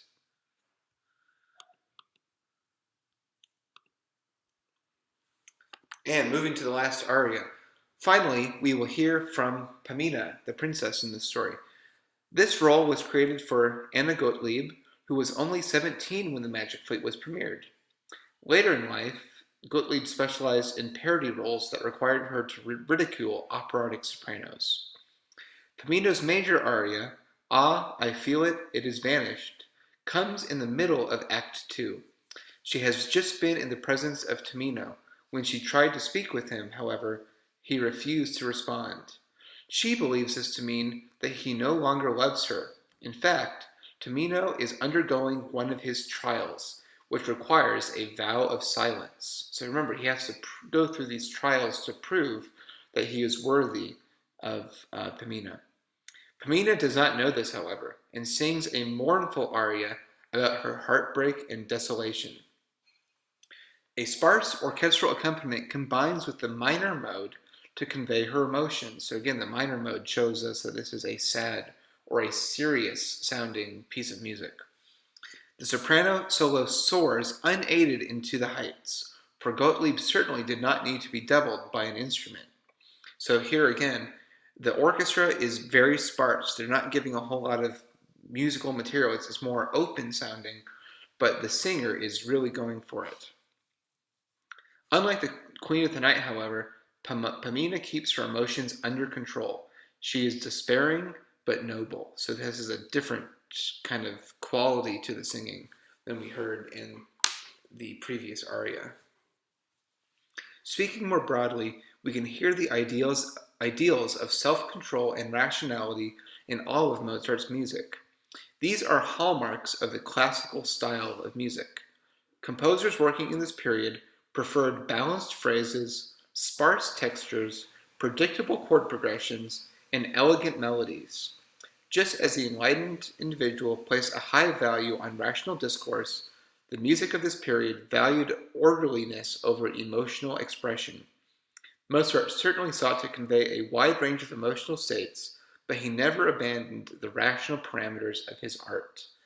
So this is to say, to know about classical style music, the music itself follows certain rules, is predictable, The phrases are balanced in length often, so it has a certain organization to it that is plain to hear. And this is a performance here of the aria "Ah, I Feel It, It Has Vanished," sung by the character Pamina, with the translated text as well. Pause this video and you can watch this one next. Okay, we're moving on to a completely different form of sung drama. In this case, we're going to be looking at what is known as Beijing opera. And we're going to look at a specific Beijing opera called The Tale of the White Snake, which was written around 1791. So, Europe and the US are, of course, not alone in developing sung drama traditions. Examples of musical drama can be found around the world. Here, we will examine two, each of which has a unique set of characteristics, and each of which, like European opera, requires years of dedicated training for those who desire careers as performers. Each of these traditions, also like European opera, is highly heterogeneous. Different styles and forms have dominated in different eras, and one can encounter a variety of contemporary practices. The form of musical theater known as Beijing opera is the most popular of the many forms of Chinese opera. Although the roots of Chinese opera extend back thousands of years, Beijing opera dates only to 1790, about the time when Mozart set work on the magic flute. This particular form is said to have emerged when 4 regional opera troupes visited the Beijing court simultaneously to celebrate the 80th birthday of the emperor. Although Beijing opera, like Italian opera, was available only as courtly entertainment for several decades, it soon found favor with the broader public, and by 1845, its conventions were both firmly established and widely enjoyed. So this is to say, just like in Europe, opera goes from being something that is only for the elite, for the courts, for the highest members of society, but then moves and becomes something that is enjoyed by the general public. Beijing opera combines a variety of different art forms, and its practitioners must be well versed not only in singing, but also in gesture, dance, makeup application, and acrobatics. Traditionally, children were apprenticed to traveling troupes. They were offered a little formal education and were instead expected to learn through imitation. Today, this system has been replaced by formal schooling. Other changes have also shaped the tradition. Until the 1890s, all Beijing opera performers were men, many of whom specialized in female roles. When women first began to perform, they were confined to all female troupes, some members of which, naturally enough, had to take on male roles. Troupes were integrated following the founding of the Republic of China in 1911, but men continue frequently to perform female roles, especially that of the beautiful young woman. So this is not uncommon even in operas or in other forms of European art. There have been men who play female characters due to societal constraints that didn't allow females to be in those productions. But at the same time, we want stories, or they wanted stories at these times, where there were characters of both male and female. The roles in Beijing opera are highly standardized. There are 4 character types: Shang, which is the lead male; a Dan, any female character; Jing, a forceful male; and a Shou, which is the clown character. Each character type has a variety of subtypes based on age and social status. An actor must specialize in playing a specific character type, for each has a distinct manner of speaking, singing, and moving. The Jing type also wears special face paint, the designs of which reveal facets of their character and mark them as being on the side of good or of evil. So these are kind of general characters that appear in these stories. Many genres of Chinese music, including Beijing opera, are categorized into civil and martial works. So this is your question 10 right here. Civil operas concern the court intrigues. Civil operas concern the court intrigues and love interests of the aristocracy, while martial operas contain scenes of military conflict. Plots of both types are drawn from history, traditional stories, and novels, all of which are already familiar to the audience. So this isn't that different from telling the story of a fairy tale like in Mozart's Magic Flute. A single opera will usually present only a few episodes from a much longer story, and it is typical to combine serious and comical elements. Like the operas themselves, the orchestra that provides music for Beijing opera is also divided into civil and martial instrumental groups. The civil group contains string instruments. The most significant of these is the jinghu, a high-pitched bowed fiddle after which the genre itself is named. The other principal instrument is the yuquin, a moon-shaped lute with 4 strings, and we can see these instruments up here. These fall into the civil category. So you can imagine we're using stringed instruments to represent court intrigues, love interests. Kind of makes sense. The martial group, which might also be described as the percussion section, contains gongs of different sizes, cymbals, and a pair of instruments known as the guban that consists of a high-pitched drum and a wooden clapper. These last are the most important as they are played by the ensemble director. The person has a challenging task, for the percussion section must accompany action, punctuate speech, and provide sound effects, all of which require precise timing. The orchestra might also contain additional lutes and wind instruments. So again, pause this video and you can watch this video that shows just the martial instruments, which are the instruments that are all percussion instruments. We can see everything here, whether it's a drum, a cymbal, a gong, they are all struck with with a stick or a mallet to produce their sound. And they give the sounds of punctuated speech, sound effects, but as we'll also see, of battles, of sword fighting quite often, or any kind of action that happens on the stage. These instruments are used to accompany those action-paced scenes. The division of the Beijing Opera Orchestra into string, wind, and percussion sections mirrors the European orchestra. However, there are significant differences both in the makeup of the ensemble and its function. A Beijing opera orchestra usually contains only one player per instrument, and the music performed by the orchestra is heterophonic in texture, meaning that all of the instruments play the same melody, but not in perfect unison. Instead, each player interprets the melody in a way that is appropriate to the instrument, contributing ornaments or adding or removing pitches as considered suitable. So some differences, right? In the modern European orchestra or American orchestras, we see sometimes, as many as 30 violins. In this case, we might only see one of each type of string instrument in the Beijing opera.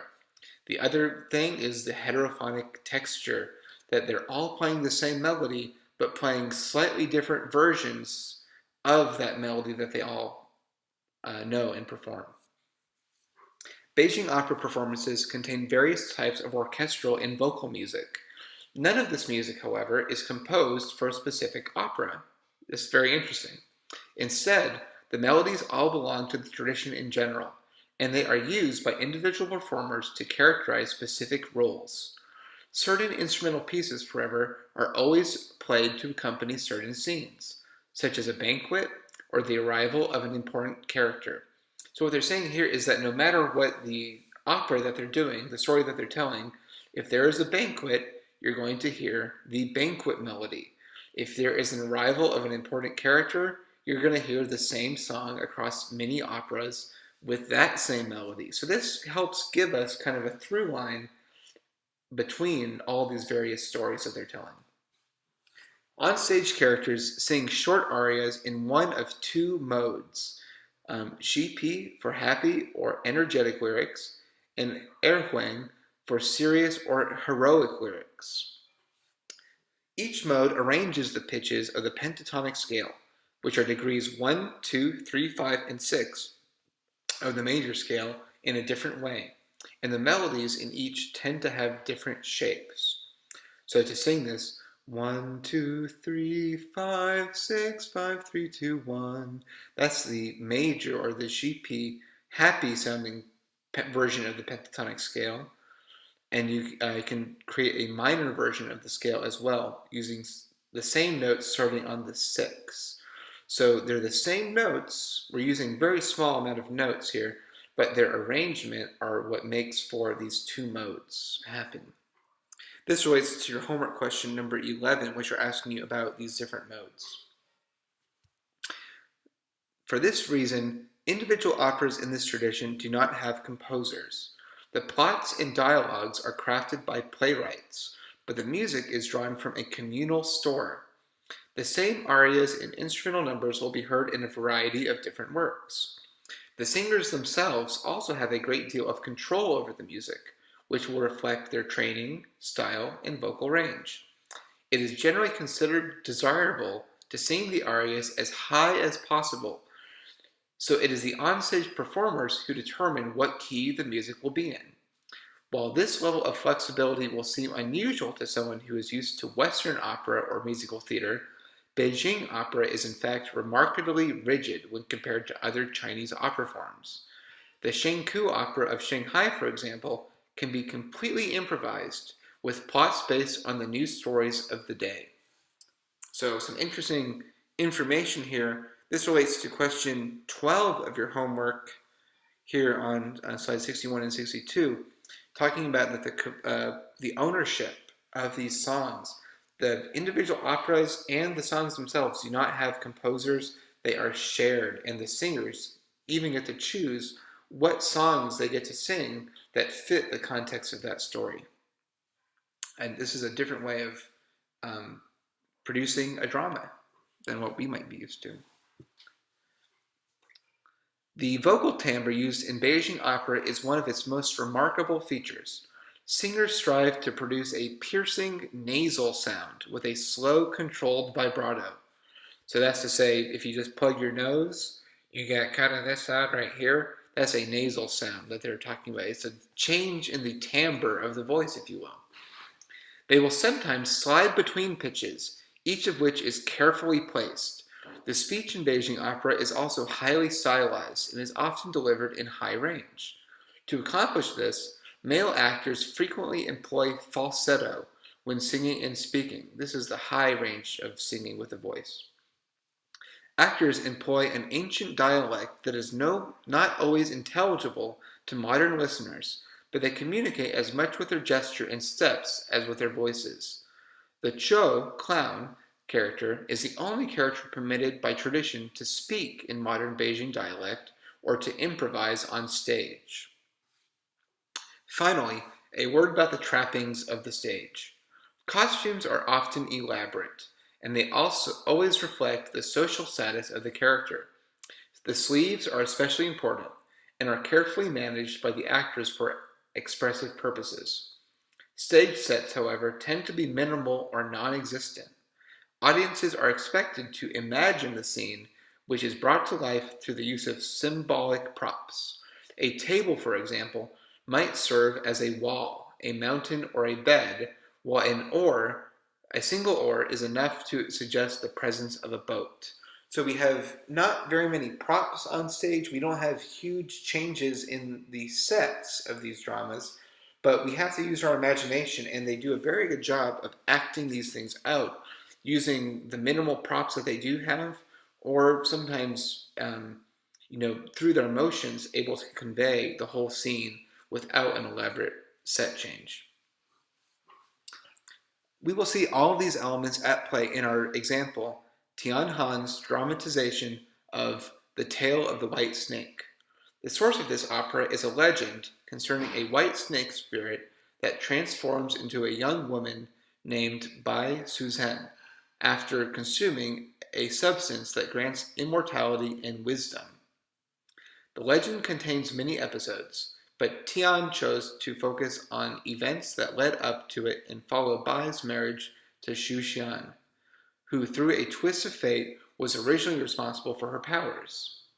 Tian himself was a leading playwright in the first half of the 20th century, but he was condemned by Mao's government in 1966 for writing a play that was considered to undermine communist values. He died in prison 2 years later. We will examine two scenes from The Tale of the White Snake, which, as a typical martial opera, contains both civil and martial scenes. The first, a civil scene, comes from near the beginning of the opera. Bai Susan and her friend Xiao Qing, also previously a snake, have been caught in a downpour when they meet Zhu Xian. The three of them share a boat, and Bai and Zhu proceed to fall in love. This excerpt will allow us to hear a variety of speech and song types, to hear the orchestra in its various roles, and to witness the conventions by which actors communicate their emotions and conjure up absent settings and props. So we're going to get a good taste of what Beijing opera looks like and sounds like. Our first scene begins with the entrance of Zhu Xian, who sings an aria to explain his recent activities, describe the weather, and clarify that he has no interest in love. He sings in a high falsetto range, as is typical of Sheng-type characters. The orchestra both accompanies and doubles him, following the contour of his melody, and arriving at the same final pitches.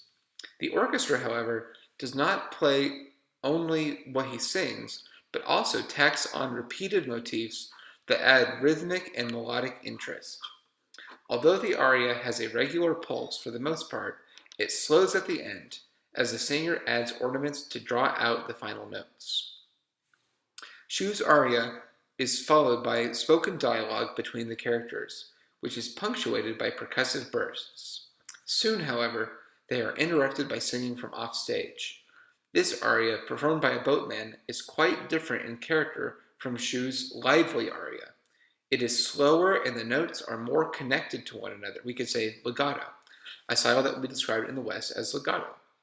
Although the boat's aria is accompanied by the dizi, a bamboo flute, in addition to the standard instruments. Finally, the heterophonic texture is more clear, since the orchestral instruments double the voice without adding any additional pitches.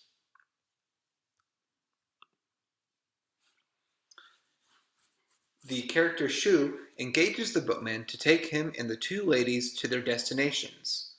So remember, we're dealing with the two ladies are both these snake creatures who have transformed themselves into ladies. And the boatman invites them to board. There is, of course, no boat in this production. Instead, the actors help us to imagine it using carefully choreographed actions. After Bai and Xiao step into the boat, for example, they sway back and forth in perfect unison, as if being rocked by gentle waves. The journey of the boat is accompanied by appropriate music from the orchestra, to the melody of which the boatman sings a suitable Chinese proverb. During the journey, all three characters engage in an extended accompanied musical number that combines singing and speaking. Again, the conclusion of the aria, sung by Bai, slows gradually to a stop as she makes the vital observation that Shu is a very nice young man. Pantomime and speech follow as the boat arrives at its first destination. The scene concludes with another musical sequence in which Bai thanks Shu for his aid. Her final warning that he not break her heart is particularly effective. She draws the words out, singing unaccompanied for some time and concluding with a long series of ornaments. The phrase, gaze through autumn waters, is an idiom that indicates that one is waiting expectantly for another with tears in one's eyes. The scene ends with orchestral music to accompany Bai and Xiao's departure from the stage. We now hear another instrument clearly, the sheng, or mouth organ. The sheng consists of a series of vertical reed pipes attached to a mouthpiece. The instrument is held with both hands and the player positions their fingers over openings to sound the various pipes. The sheng will be heard during the interludes, such as this throughout the opera, although it seldom accompanies singing. So this is an instrument just used for the interlude scenes. The scene we have just examined includes a typical mix of song, speech, and instrumental music, accompanied by symbolic movement and punctuated with percussive sound effects. As in European opera, speech, often cast as recitative in the Western tradition, moves the plot along, while song provides an opportunity for characters to express their emotion or reflect on what has happened.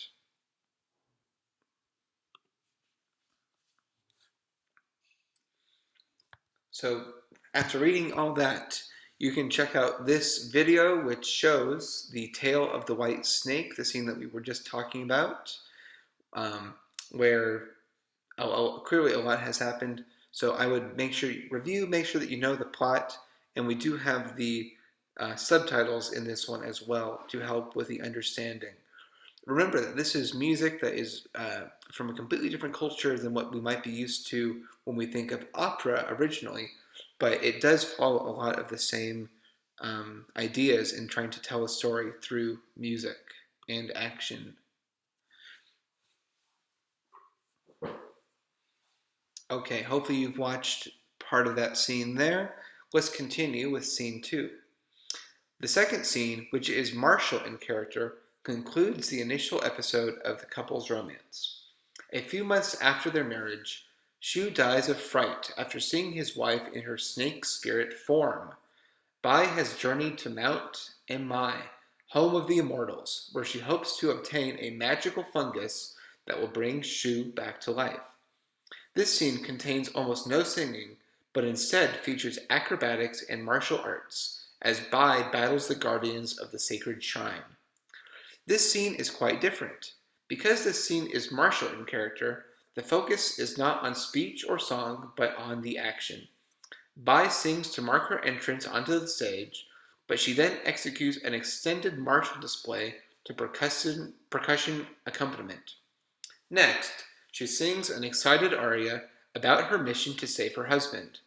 When the guardian of the shrine blocks Bai's way, she begs his mercy using speech. He refuses to assist her, and they enter into a long physical battle, accompanied only by the percussion section.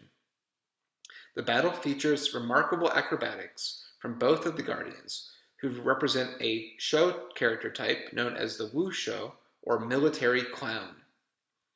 Bai is ultimately defeated by the Guardians, but the scene ends with an elder immortal gifting the magical fungus to Bai and sending her away to revive her husband. The two characters do not sing, but their dramatic and highly melodic speech is executed over orchestral accompaniment, featuring both the dizi, which is the bamboo flute, and the sheng, the mouth organ. After the long stretch of percussive music, the entrance of the full orchestra effectively underscores the emotion of the scene, commuting both the mercy of the immortal and the grateful joy of Bai.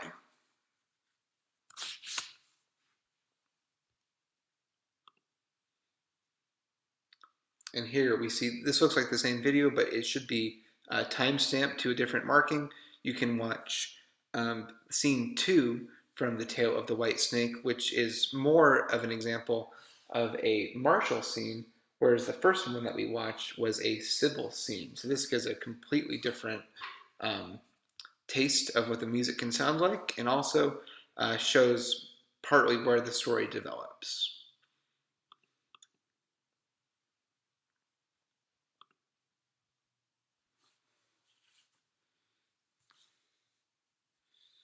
Okay, we're moving now on to the dance dramas portion of the chapter. So at this point, everything that we've dealt with was primarily talking about singing, sung dramas.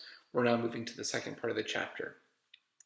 In this section, we will discover more about The Nutcracker by the composer Tchaikovsky, the origins of ballet, and also Javanese traditional music, the love dance of Klana Suwendana, and Indonesian wayang and gamelan music. So, we've already encountered one ballet by a Russian composer with Igor Stravinsky's The Rite of Spring in the previous chapter. Now we will examine another. Stravinsky and Pyotr Ilyich Tchaikovsky, who uh, lived from 1840 to 1893, are, after all, two of the best-known ballet composers. The most famous choreographers and dancers have been mostly Russian as well. Ballet, however, originated not in Russia, but in France.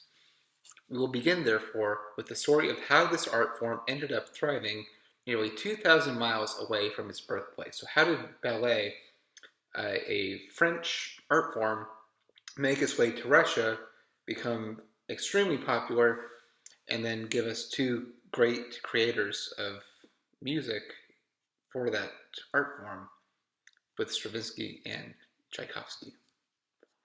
This is a photo of Tchaikovsky here. Ballet's origins can be traced to European courts of the 15th and 16th century, where dance became increasingly formalized and dramatic. Early ballets, however, were quite different from the art form we might be familiar with. The dancers wore regular shoes and clothing. The steps were taken from participatory court dances, and spectators usually joined in for the finale. Court ballet reached its pinnacle under Louis XIV, who ruled France from 1643 to 1715. He was an avid dancer and frequently took leading roles in the productions. Louis XIV also sponsored the first professional ballet company, which was attached to the Paris Opera. The two genres, opera and ballet, were closely related in this period. French operas always contained extended dance numbers, while court ballets included singing. So we see that in France, the two did have some overlap into each other, where dance and singing were combined in the two formats, opera and ballet. Ballet, as we know it today, emerged in the second half of the 18th century when a series of reforms were enacted by ballet master Jean-Georges Noverre. Noverre sought to make ballet more expressive and realistic by replacing the heavy costumes with light, form-fitting apparel, doing away with masks, and introducing the use of pantomime and facial expressions to communicate dramatic elements. The early 19th century saw the invention of the pointe shoe, which allows female dancers to balance on their toes, as well as the tutu, which accentuates their graceful movements and reveals the dancer's legs. Soon, however, ballet in France was faltering. In seeking to compete with opera, ballet promoters were not successful. Ballet's association with the aristocracy made it distasteful to French audiences of the late 19th century, and it was generally considered to be less expressive than opera, and therefore inferior. Ballet might have vanished completely were it not for Russians' interest in the form. Beginning in the late 18th century, Russian courts sought to establish their cultural credentials by importing European art forms. First, they brought in Italian opera. In the mid-19th century, they turned to French ballet. So we see here that with the French Revolution, the idea of the ballet, which was seen as aristocratic or maybe of high cultural status, was actually became distasteful to the public, so it was not as successful. It was also always competing with opera as the main form of entertainment. At the same time, the Russians were interested in importing these high European art forms, and they turned to opera and ballet and incorporated them into their own culture as well. Let's learn about Tchaikovsky now. At first, the Russian ballet establishment was managed by French choreographers, scenarists, dancers, and composers. Gradually, however, Russians took over and ballet became a distinctly Russian art form. Peter Ilyich Tchaikovsky was among the first Russian ballet composers, and his three masterpieces, Swan Lake, Sleeping Beauty, and The Nutcracker, are still performed today. Tchaikovsky, however, did not particularly care for his ballet scores, and he disdained their popularity. He would much prefer to have been remembered for his 6 symphonies, which he considered to be his greatest works. Tchaikovsky also wrote programmatic orchestral pieces, operas, and chamber music. In fact, he composed in all of the prominent European genres of the 19th century. Unlike Russian composers such as Modest Mussorgsky, who we will discuss in Chapter 6, who rejected European influence, Tchaikovsky sought to follow in the European tradition. So he is really modeling his music in these various genres after the great European artists and composers who were already making uh, these kinds of classical pieces or operas, or sorry, not operas, ballets. Um, Interesting too that he did not care for his ballet scores. Tchaikovsky was firmly entrenched in Russia's European-style music establishment. As a young man, he was at first frustrated in his desire to pursue a career in music by the fact that there were no opportunities to study music in Russia. He instead embarked upon a career in the civil service, but in 1862 was able to enroll in the first class of the newly opened St. Petersburg Conservatory. He impressed his teachers, and upon graduating was offered a teaching position at the Moscow Conservatory, which opened in 1866. Tchaikovsky went on to establish an international reputation as a composer, although he faced criticism at home for not being Russian enough in his musical expression. Remember that he's writing more in the European style than the Russian style of music. It is no surprise that Tchaikovsky did not care for ballet work, for in the creation of a ballet, the composer found himself at the bottom of the hierarchy. Most of the creative work was completed by the scenarist, who outlined the dramatic contents of the ballet, and the choreographer, who designed the dance. The Nutcracker, for example, was conceived of by the renowned scenarist Marius Petipa, who chose and adapted the story, decided how it would be told through the ballet medium, and established a character for each of the dances. He went so far as to provide Tchaikovsky with the exact tempo and duration for each number, leaving the composer with little opportunity for creative expression. All the same, Tchaikovsky, who while working on the Nutcracker wrote to a friend that I am daily becoming more and more attuned to my task, was able to produce distinctive music that has charmed listeners for over a century.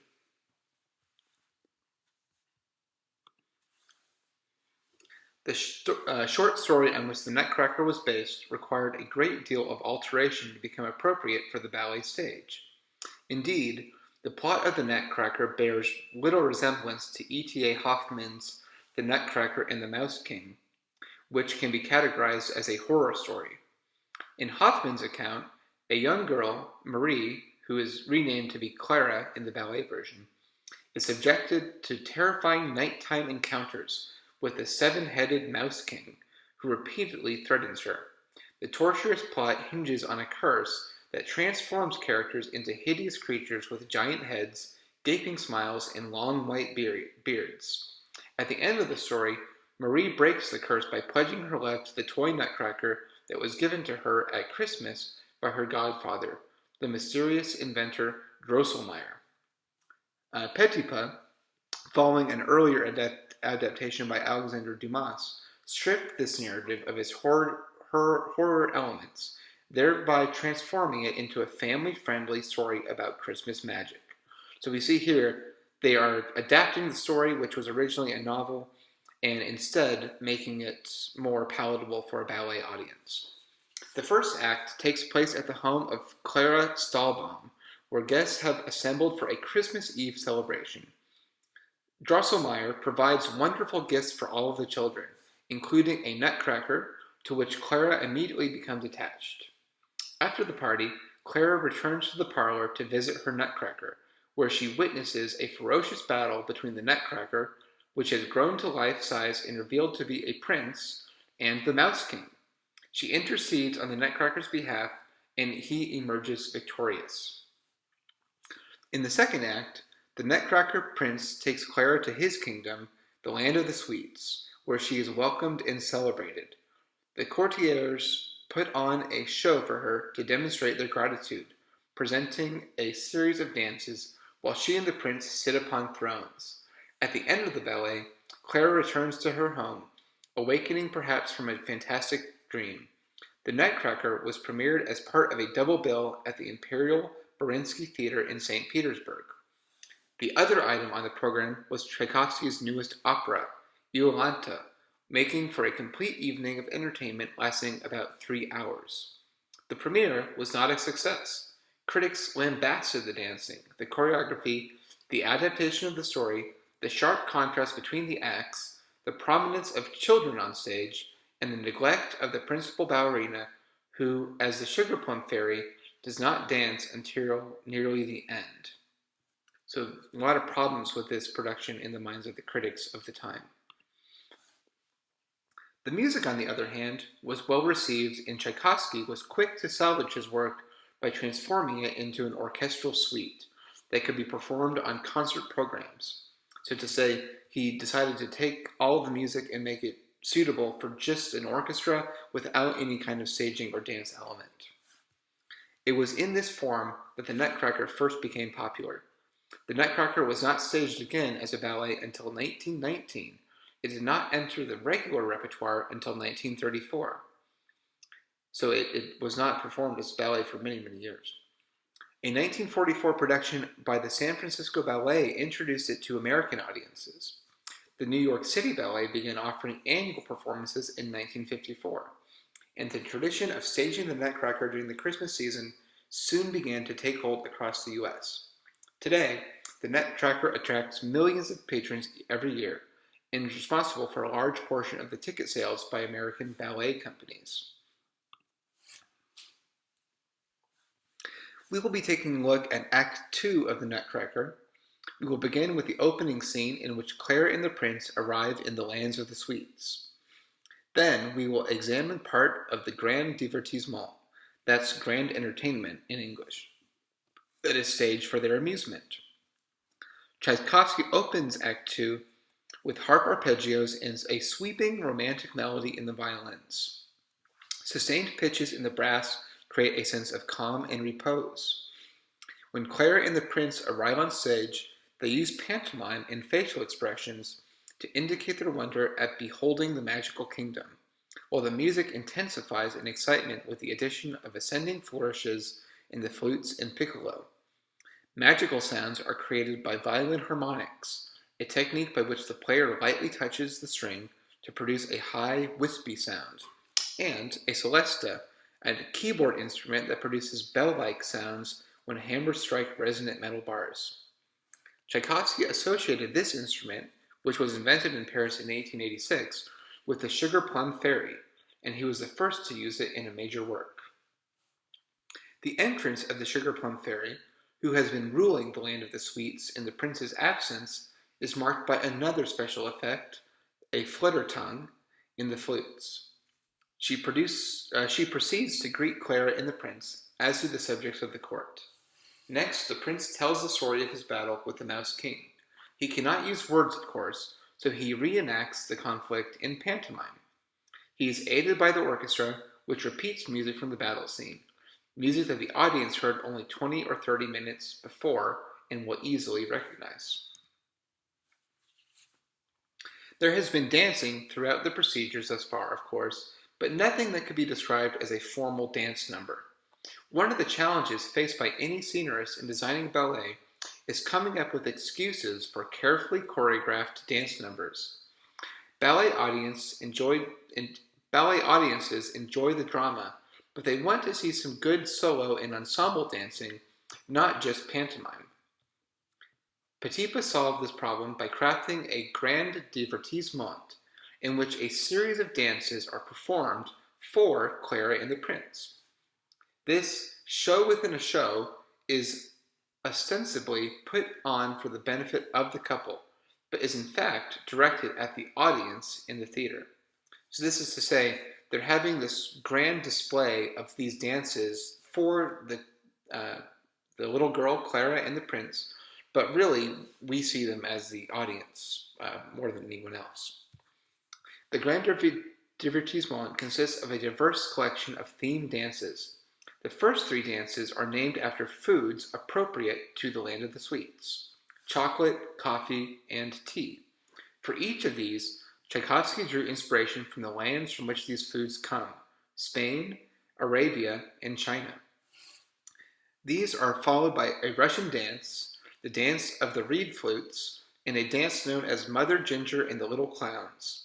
We will focus our attention on the first four dances for the purpose of considering how Tchaikovsky approached the task of representing national identity in music. So this is one slide you can check out, not required, but it is the full Act 2, which includes the Grand Divertissement, this show within a show that was performed, as part of the Nutcracker, that is part of the Nutcracker.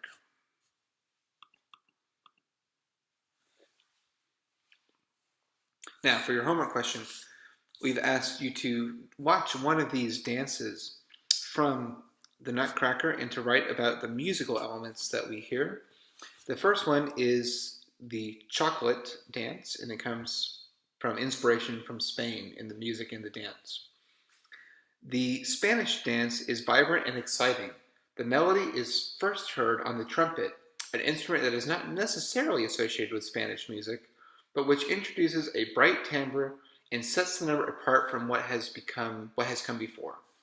The harmonies are simple and repetitive, suggesting a sort of generic folk style. What really marks the music as Spanish is the use of castanets, which are heard nowhere else in the ballet. The castanets are a simple percussion instrument that consists of two concave pieces of wood. These are held in one hand and clapped together. Castanets are particularly associated with the Spanish tradition of flamenco, which encompasses unique forms of guitar playing, singing, and dancing. By prominently featuring castanets, Tchaikovsky clearly signaled to his audience that the music and dancing were meant to be Spanish. And you can see in this video here a great display of castanet playing by the woman on the right here. But how successful was he in replicating the sounds of flamenco music? We might compare Tchaikovsky's music to a performance by flamenco musicians of the song El Vito, which dates to the 16th century. This rendition is typical of Spanish music in several ways. It is in a minor mode, with a melody supported by characteristic harmonies. The guitar player executes dissonant strums, and the castanet player provides complex accompanying rhythms. The performance of flamenco most often incorporates dance as well, and there is a rich vocabulary of movements and rhythmic steps that accompany and express the music. Next to these examples, Tchaikovsky's Spanish dance sounds comically cheerful and simplistic. So here we see on the bottom, this is a real representation of flamenco style dance and music happening with the guitar and some other great instruments.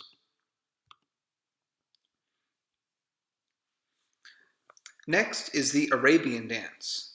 This time, Tchaikovsky employs a variety of compositional techniques to signal to his listener that it is Middle Eastern music. The low strings play a repeating rhythmic ostinato that produces a hypnotic effect. The ostinato features the interval of an open fifth, do, so, which leaves the question of mode open.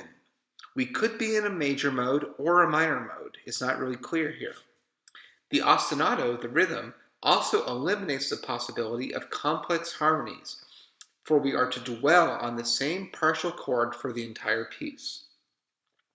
Over the top of this, we hear a modal violin melody that incorporates both the raised and lowered 7th scale degrees and is characterized by unusual rhythms and phrasing. The melody prominently features the interval of an augmented second, which is seldom heard in European music, and is scattered with trills. Trills are fast movements between two notes. The melody is bookended by a repeating motif from the clarinets and double reed instruments like the oboe and the bassoon, and punctuated by the jingle of a tambourine. Later, the melody is echoed by the oboe and the bassoon. A modal shift concludes the dance on a major harmony. So again, this is the Middle Eastern or Arabian styled dance as part of the Nutcracker's Grand Divertissement, and it represents coffee in the land of the sweets. For an example of authentic Middle Eastern music, one can refer to the discussion of Turkish makam music in Chapter 8. We'll get to there later in the semester. Many of Tchaikovsky's strategies for representing the Middle East in sound are indeed rooted in genuine practice. The tambourine, for example, features prominently in Persian and Turkish music. Likewise, Middle Eastern compositions use modes other than major and minor, and their melodies often feature augmented seconds, this interval that we talked about. The trill is not an uncommon ornament in some instruments, such as the flute, and an ostinato sometimes provides a musical backdrop for improvisation. Finally, double reed instruments such as the sorna are native to the Middle East, so it makes sense that he uses the oboe and the bassoon to imitate this sound. In short, Tchaikovsky captures the sound of Middle Eastern music with considerable success. The main differences between the genuine article and Tchaikovsky's imitation are the different timbres of the instrument, the inauthentic complexity of Tchaikovsky's orchestration, and the Western intonation of the orchestral players, who do not tune their pitches in the same way as members of a takt ensemble. So what they're saying is, even though he is imitating Middle Eastern sounds and musical styles, there are some key differences between Tchaikovsky's music and authentic Middle Eastern music, of course. At the same time, Tchaikovsky contributes to a musical stereotype that casts Middle Eastern music as static and hypnotic. While it can have these characteristics, it usually does not.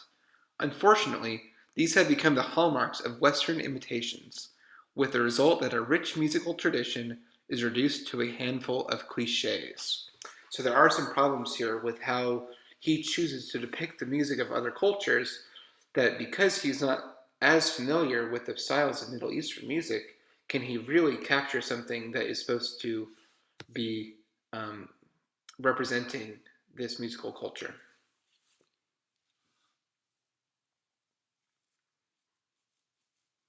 So I can see here that I've already read this material, but this is the slide that shows the dance representing coffee or the Middle Eastern Arabian tradition from the Grand Divertissement. You can watch this for your question 13 writing assignment question.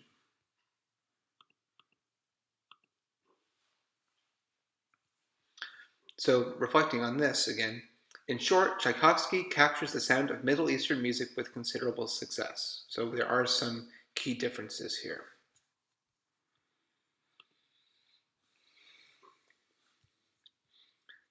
Next up, the next dance you can talk about is representing tea, and Tchaikovsky decides to have this be representative of China in Chinese music and dance.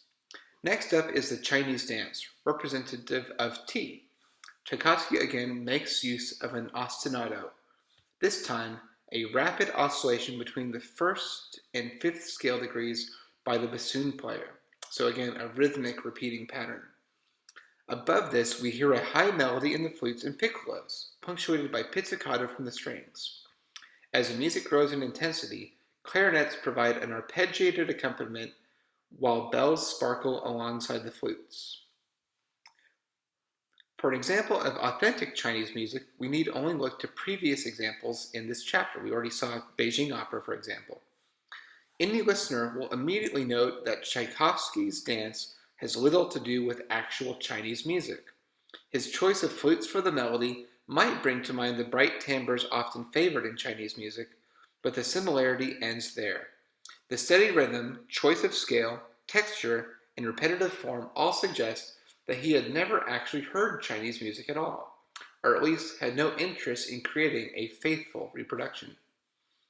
Creating a faithful reproduction, of course, was never Tchaikovsky's goal in any of these cases. Whether or not he accurately reflected the music of the cultures he parodied was purely incidental. Tchaikovsky's only task was to entertain the Moscow audience members that purchased the tickets to see the ballet.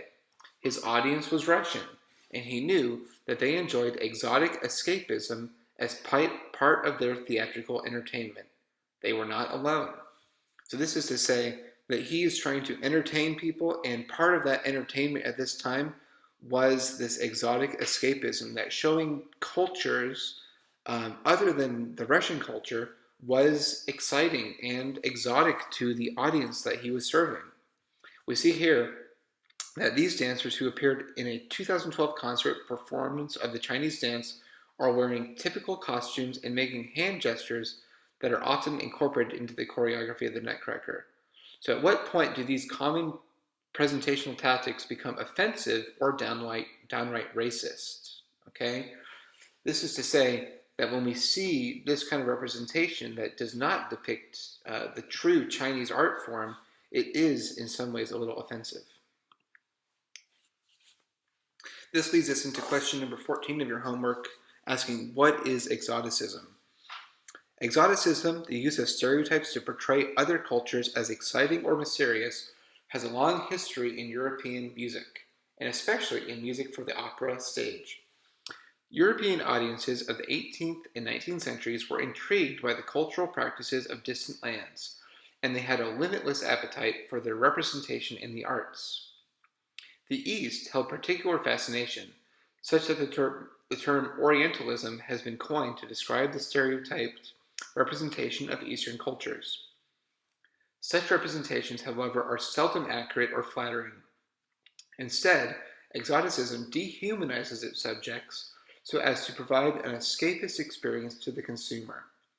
Europeans often perceived exoticized subjects as sexually licentious, primitive, and driven by their emotions, or to put it another way, free from the structures of society. In this way, exoticized subjects became an object of both adoration and loathing. They could give in to temptations that were denied to European viewers, but only because they were less than human. All of this might seem a bit tangential to the Nutcracker, which, after all, tells a charming story set in an imaginable Candyland, but it is not. The ballet's representations of exoticized others, whether Romani people of Spain, or Arabs, or Chinese, contributes to centuries-long practice that can still dehumanize these people today. This is best exemplified by a current controversy surrounding the performance of Tchaikovsky's Chinese dance, which usually relies on stereotyped costumes, makeup, and choreography that many people find offensive. In 2017, Yellowface.org was founded specifically to advocate for changes in how the Chinese dance is presented in productions of the Nutcracker. The organization encourages arts leaders to sign the Final Bow for Yellowface Pledge, which is a commitment to end racist representations of the Chinese characters. It also provides resources for creating new costumes, makeup, and choreography for use in the Nutcracker productions that reflect genuine Chinese cultural practices instead of racist stereotypes. The movement has gained support, but most productions, including that associated with this text, continue to present a stereotyped visual representation of Chinese culture alongside Tchaikovsky's musical one. So this is an important thing to consider when we are exploring these looks into other cultures and how we portray them, or even if we should portray them. Question 14. Put some good work into that one, please.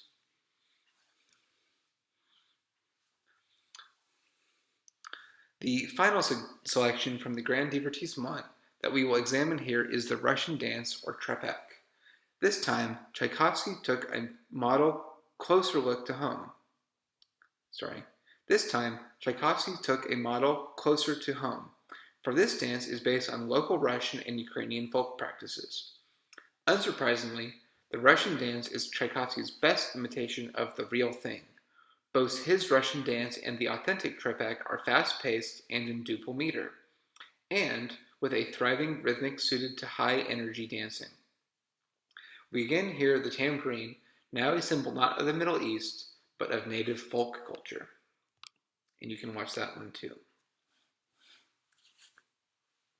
And our last example here is a quick look into the Javanese traditional music and dance that comes from the country of Indonesia.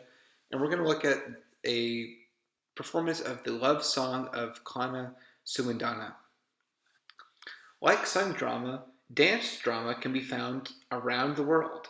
Some of the richest traditions hail from Southeast Asia, where one can find dozens of distinct varieties of danced storytelling. Our examples belong to the Wayang Wong tradition, which developed in the courts of Central Java, an island that is now part of Indonesia.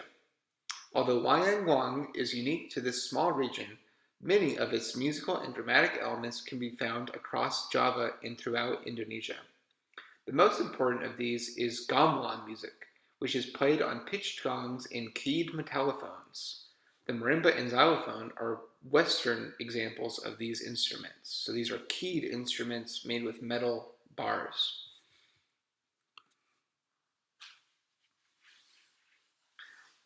Indonesia as kingdom and colony. Indonesia's performing arts tradition reflects its diverse cultural heritage. Civilization on these islands dates back thousands of years. Indonesia was at first ruled over by a series of Hindu and Buddhist kingdoms, but the arrival of Islam in the 15th century resulted in the gradual conversion of the population. Today, Indonesia is the largest Muslim nation in the world, although many inhabitants practice a form of religion that contains traces of the region's Hindu and Buddhist heritage. Javanese music is well known in the West due to the island's colonial history. Dutch traders began to visit the Indonesian islands in the 16th century. The profitability of trade led to an influx of Dutch settlers who established a local government under the auspices of the United East India Company. When the company failed in 1800, the Dutch government formally annexed the Dutch East Indies, which included most of Java as a colony. Under Dutch rule, indigenous courts were allowed to remain intact, but they were granted only ceremonial powers. While this denied Indonesians their political autonomy, it contributed to the flourishing of Indonesian art, which the Dutch encouraged. It also facilitated the spread of Javanese music and art to Europe.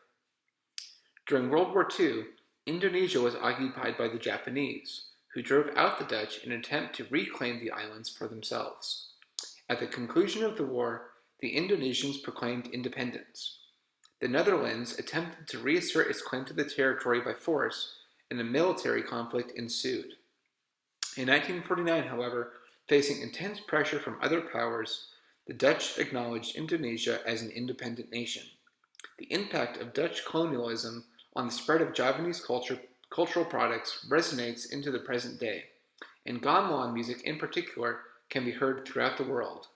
Indeed, there are over 100 gamelan ensembles in the United States alone. I've seen a few of them and actually performed in a couple of them too. It's beautiful music. Okay, we're getting into your last two homework questions. Number 15, what is Wayang Wong? The dance form we will explore here, Wayang Wong, developed during the colonial era and resulted from the conflict between indigenous and colonial powers. Wayang Wong was created at the court of Hamengkubuwono, the first sultan of Yogyakarta. Hamengkubuwono was to inherit the throne of the Mataram Sultanate from his brother Pakubuwono II.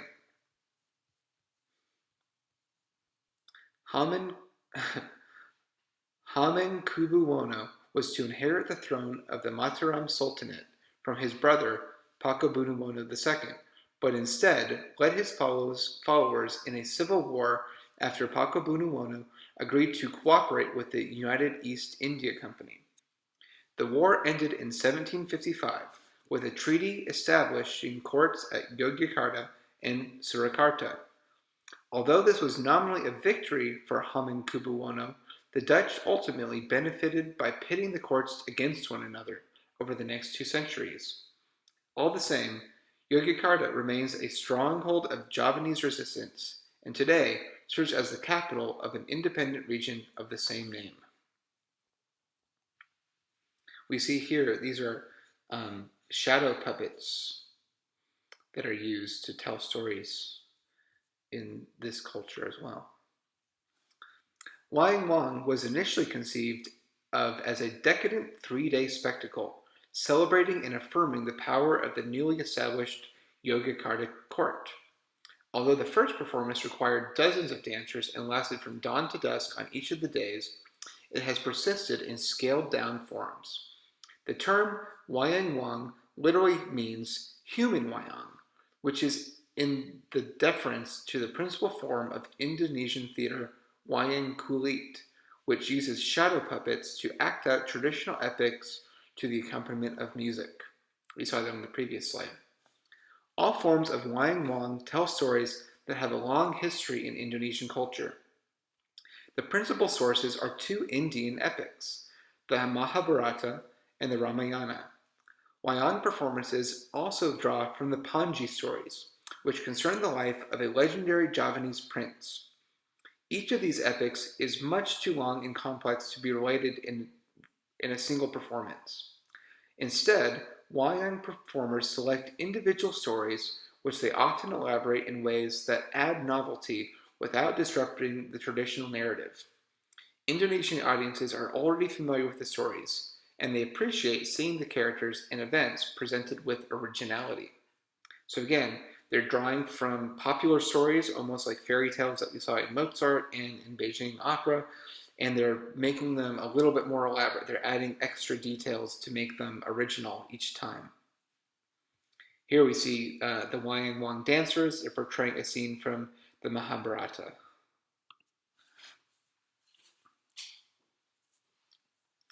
Our example presents an excerpt from the Panji stories, which we will consider in greater detail below. Before that, however, we owe some attention to the music that accompanies wayang wong dance. The instruments used in the gamelan music date back to at least the 8th century, although they did not acquire their present form until the 15th or 16th century, when gamelan music became an important component of court life. Gamelan music is ubiquitous in traditional Indonesian culture. It can be performed on its own, but it is also used to accompany dance in theater. It is played for court celebrations and religious ceremonies, pursued by amateurs for their own enjoyment, and consumed by fans as entertainment. So if you've never heard gamelan music before, I would highly encourage you to pause this video and watch this video right here. This is actually a gamelan from Ubud in Bali, Indonesia, so a different island with a completely different culture. But it is nice to see some of the instruments that we're going to be referring to, these metal keyed instruments, the drummers happening here, and all the other percussion that is part of this beautiful music. So again, check this out right here to get your first taste of gamelan music.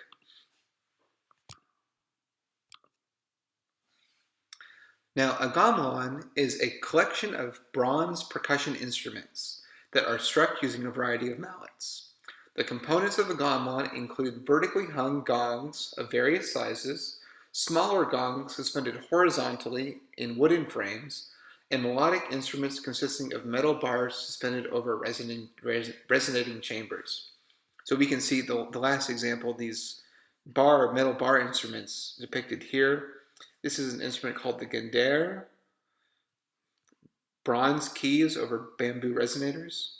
And here is an instrument called the saran, which differs from the gender in size and the number of notes that it carries too. Your last question does ask again about what is gamelan and some of the cultural traditions connected to it. So let's learn about that here. Question 15. In addition to being communally stored and maintained, gamelans are bestowed with names. Oh, we skipped some material, excuse me. Let's start right here. The instruments of a gamelan are built together and they remain together. It is not possible for players to bring their own instruments for an instrument to be substituted. This is because there is no fixed pitch system in Indonesian music, so gamelan instruments are tuned to one another by the original builder.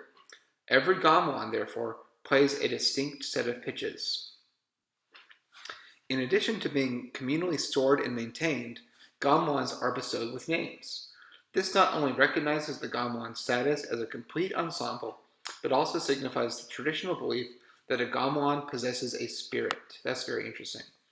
This spirit resides primarily in the largest suspended gong, the gong ageng, which might be provided offerings of food, flowers, and incense. The blacksmith who forges the bronze components of the gamelan instruments is traditionally understood to hold special powers, and he is expected to prepare for his task through fasting and self-purification. His carefully tuned gongs and bars are then set in ornately carved wooden frames. Each instrument in a gamelan occupies a specific place in the musical texture. This was also one of your homework components of question 15. The vertically and horizontally suspended gongs are all used to mark the pulses of the rhythmic cycle that underlie gamelan music. These cycles, each of which is named, consist of patterns of timbres provided by the various gongs. The gong ageng always marks the end of the cycle, which repeats throughout a performance and provides the structure. So here we can see some of the gongs that are placed horizontally. This is an instrument called the kanang, and it is a a horizontally suspended gong that is used to mark the beat of the music in the gamelan cycle. And here we see a collection of small gongs that are actually called bonang, and these play patterns that are struck together and allow for renditions or extrapolations of the main melody. The other bronze instrument, which includes two sizes of bonang, gender, and slentum, we saw the bonang on the previous slide, an instrument that resembles the gender but is pitched lower and has fewer keys. So here they're talking about that the slentum is almost a lower version of the gender. It plays lower pitches. And there are also two sizes of saran instruments. These instruments play the same melody in heterophonic texture. So two instruments are playing a melody that is broken up between the two. However, each of these instruments interprets the melody in a markedly different way. Some play ornate versions, some play spare versions, and some play syncopated versions. The result is a complex texture woven out of the brilliant and resonant timbres of the many instruments. So just like the gamelan has to be stored together, they have to play with the same instruments of the collection, the ensemble itself is all playing one composition, and it's made up of all of these very intricate and independent parts that are all tied together in some way. Here we can see another performance of a Balinese gamelan recorded in 1985, and here kind of a nice aerial look from above of the two instruments playing the interlocking syncopated musical patterns that create their own melody in a heterophonic texture. Gamelan music also uses a few additional instruments, although these are not part of the main gamelan ensemble. Such instruments usually provide improvised melodies that follow the contour of the main melody, but are otherwise independent. These instruments that might fill this role include the rebab, which is a bowed fiddle related to the Chinese jinghu, the gambang, a wooden key xylophone, and the suling, a type of flute. Finally, a male character or female soloist might sing, drawing their text from a body of poems and riddles that belong to the gamelan tradition. These texts, however, are not associated with any particular musical composition. Instead, they might be heard in a variety of contexts. So we see another similarity here to Beijing opera and the role and ownership of compositions. A gamelan performance is led by the drummer, who plays three different sizes of a drum known as kendang. The drummer starts and stops performances, but his most important task is to control the pace and to signal the dramatic shifts in tempo that are characteristic of gamelan music. During performance, the ensemble will periodically slow to half of its former tempo, or accelerate to twice the tempo. This is accompanied by changes in how the melody is interpreted by each of the instruments, which will add notes at slow tempos in order to maintain a consistent texture. So here we see the kendang player. He is almost like the director or leader of the ensemble and signifies a lot of cues of things like tempo changes or changes in the musical texture. We are now prepared to turn our attention, our example, a Wayang Wong performance that presents an episode from the Panji legends. Wayang Wong is practiced both in masked and unmasked versions. This is obviously an example of the former. So we're going to watch a masked version. The masks are very ornate and make the characters so much more pronounced on stage. The use of masks in Indonesian dance dates back thousands of years. The masks are symbolically significant, and their shape, color, and details carry information about the character. Many episodes of the Panji legend concern his romantic relationship with Sikhartaji, who often finds herself separated from the prince due to the intervention of malevolent forces. So again, we see a prince who is separated from his romantic intrigue partner. To survive, she frequently disguises herself as a man, at one point becoming the king of Bali and meeting Prince Panji on the battlefield. To survive, she frequently disguises herself as a man, at one point becoming the king of Bali and meeting Prince Panji on the battlefield.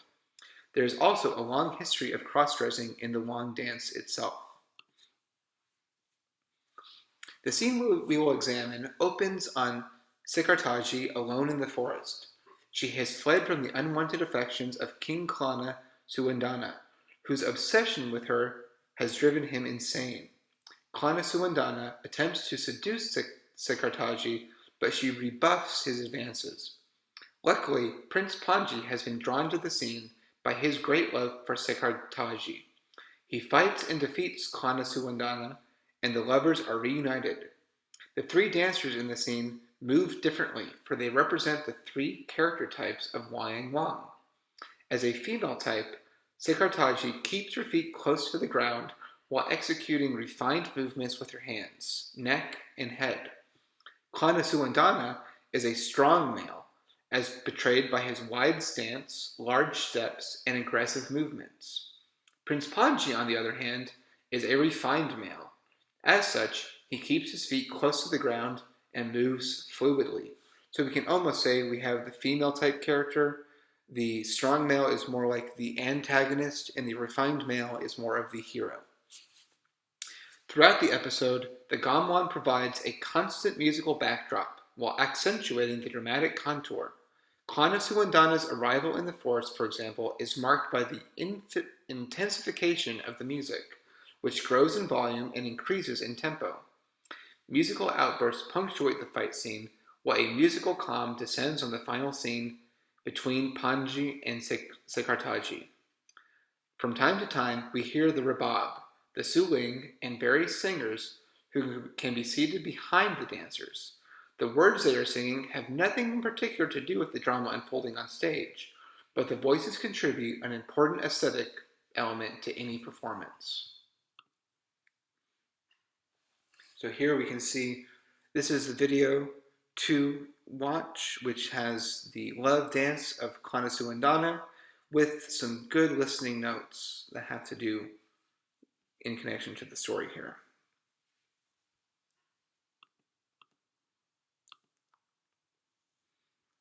And this last slide is a documentary. It is on the longer slide, it is not required, but if you are interested at all in Indonesian art and culture, this is a beautifully shot and very intriguing look at the artwork that comes from this part of the world, which has deep roots and I think is incredibly interesting.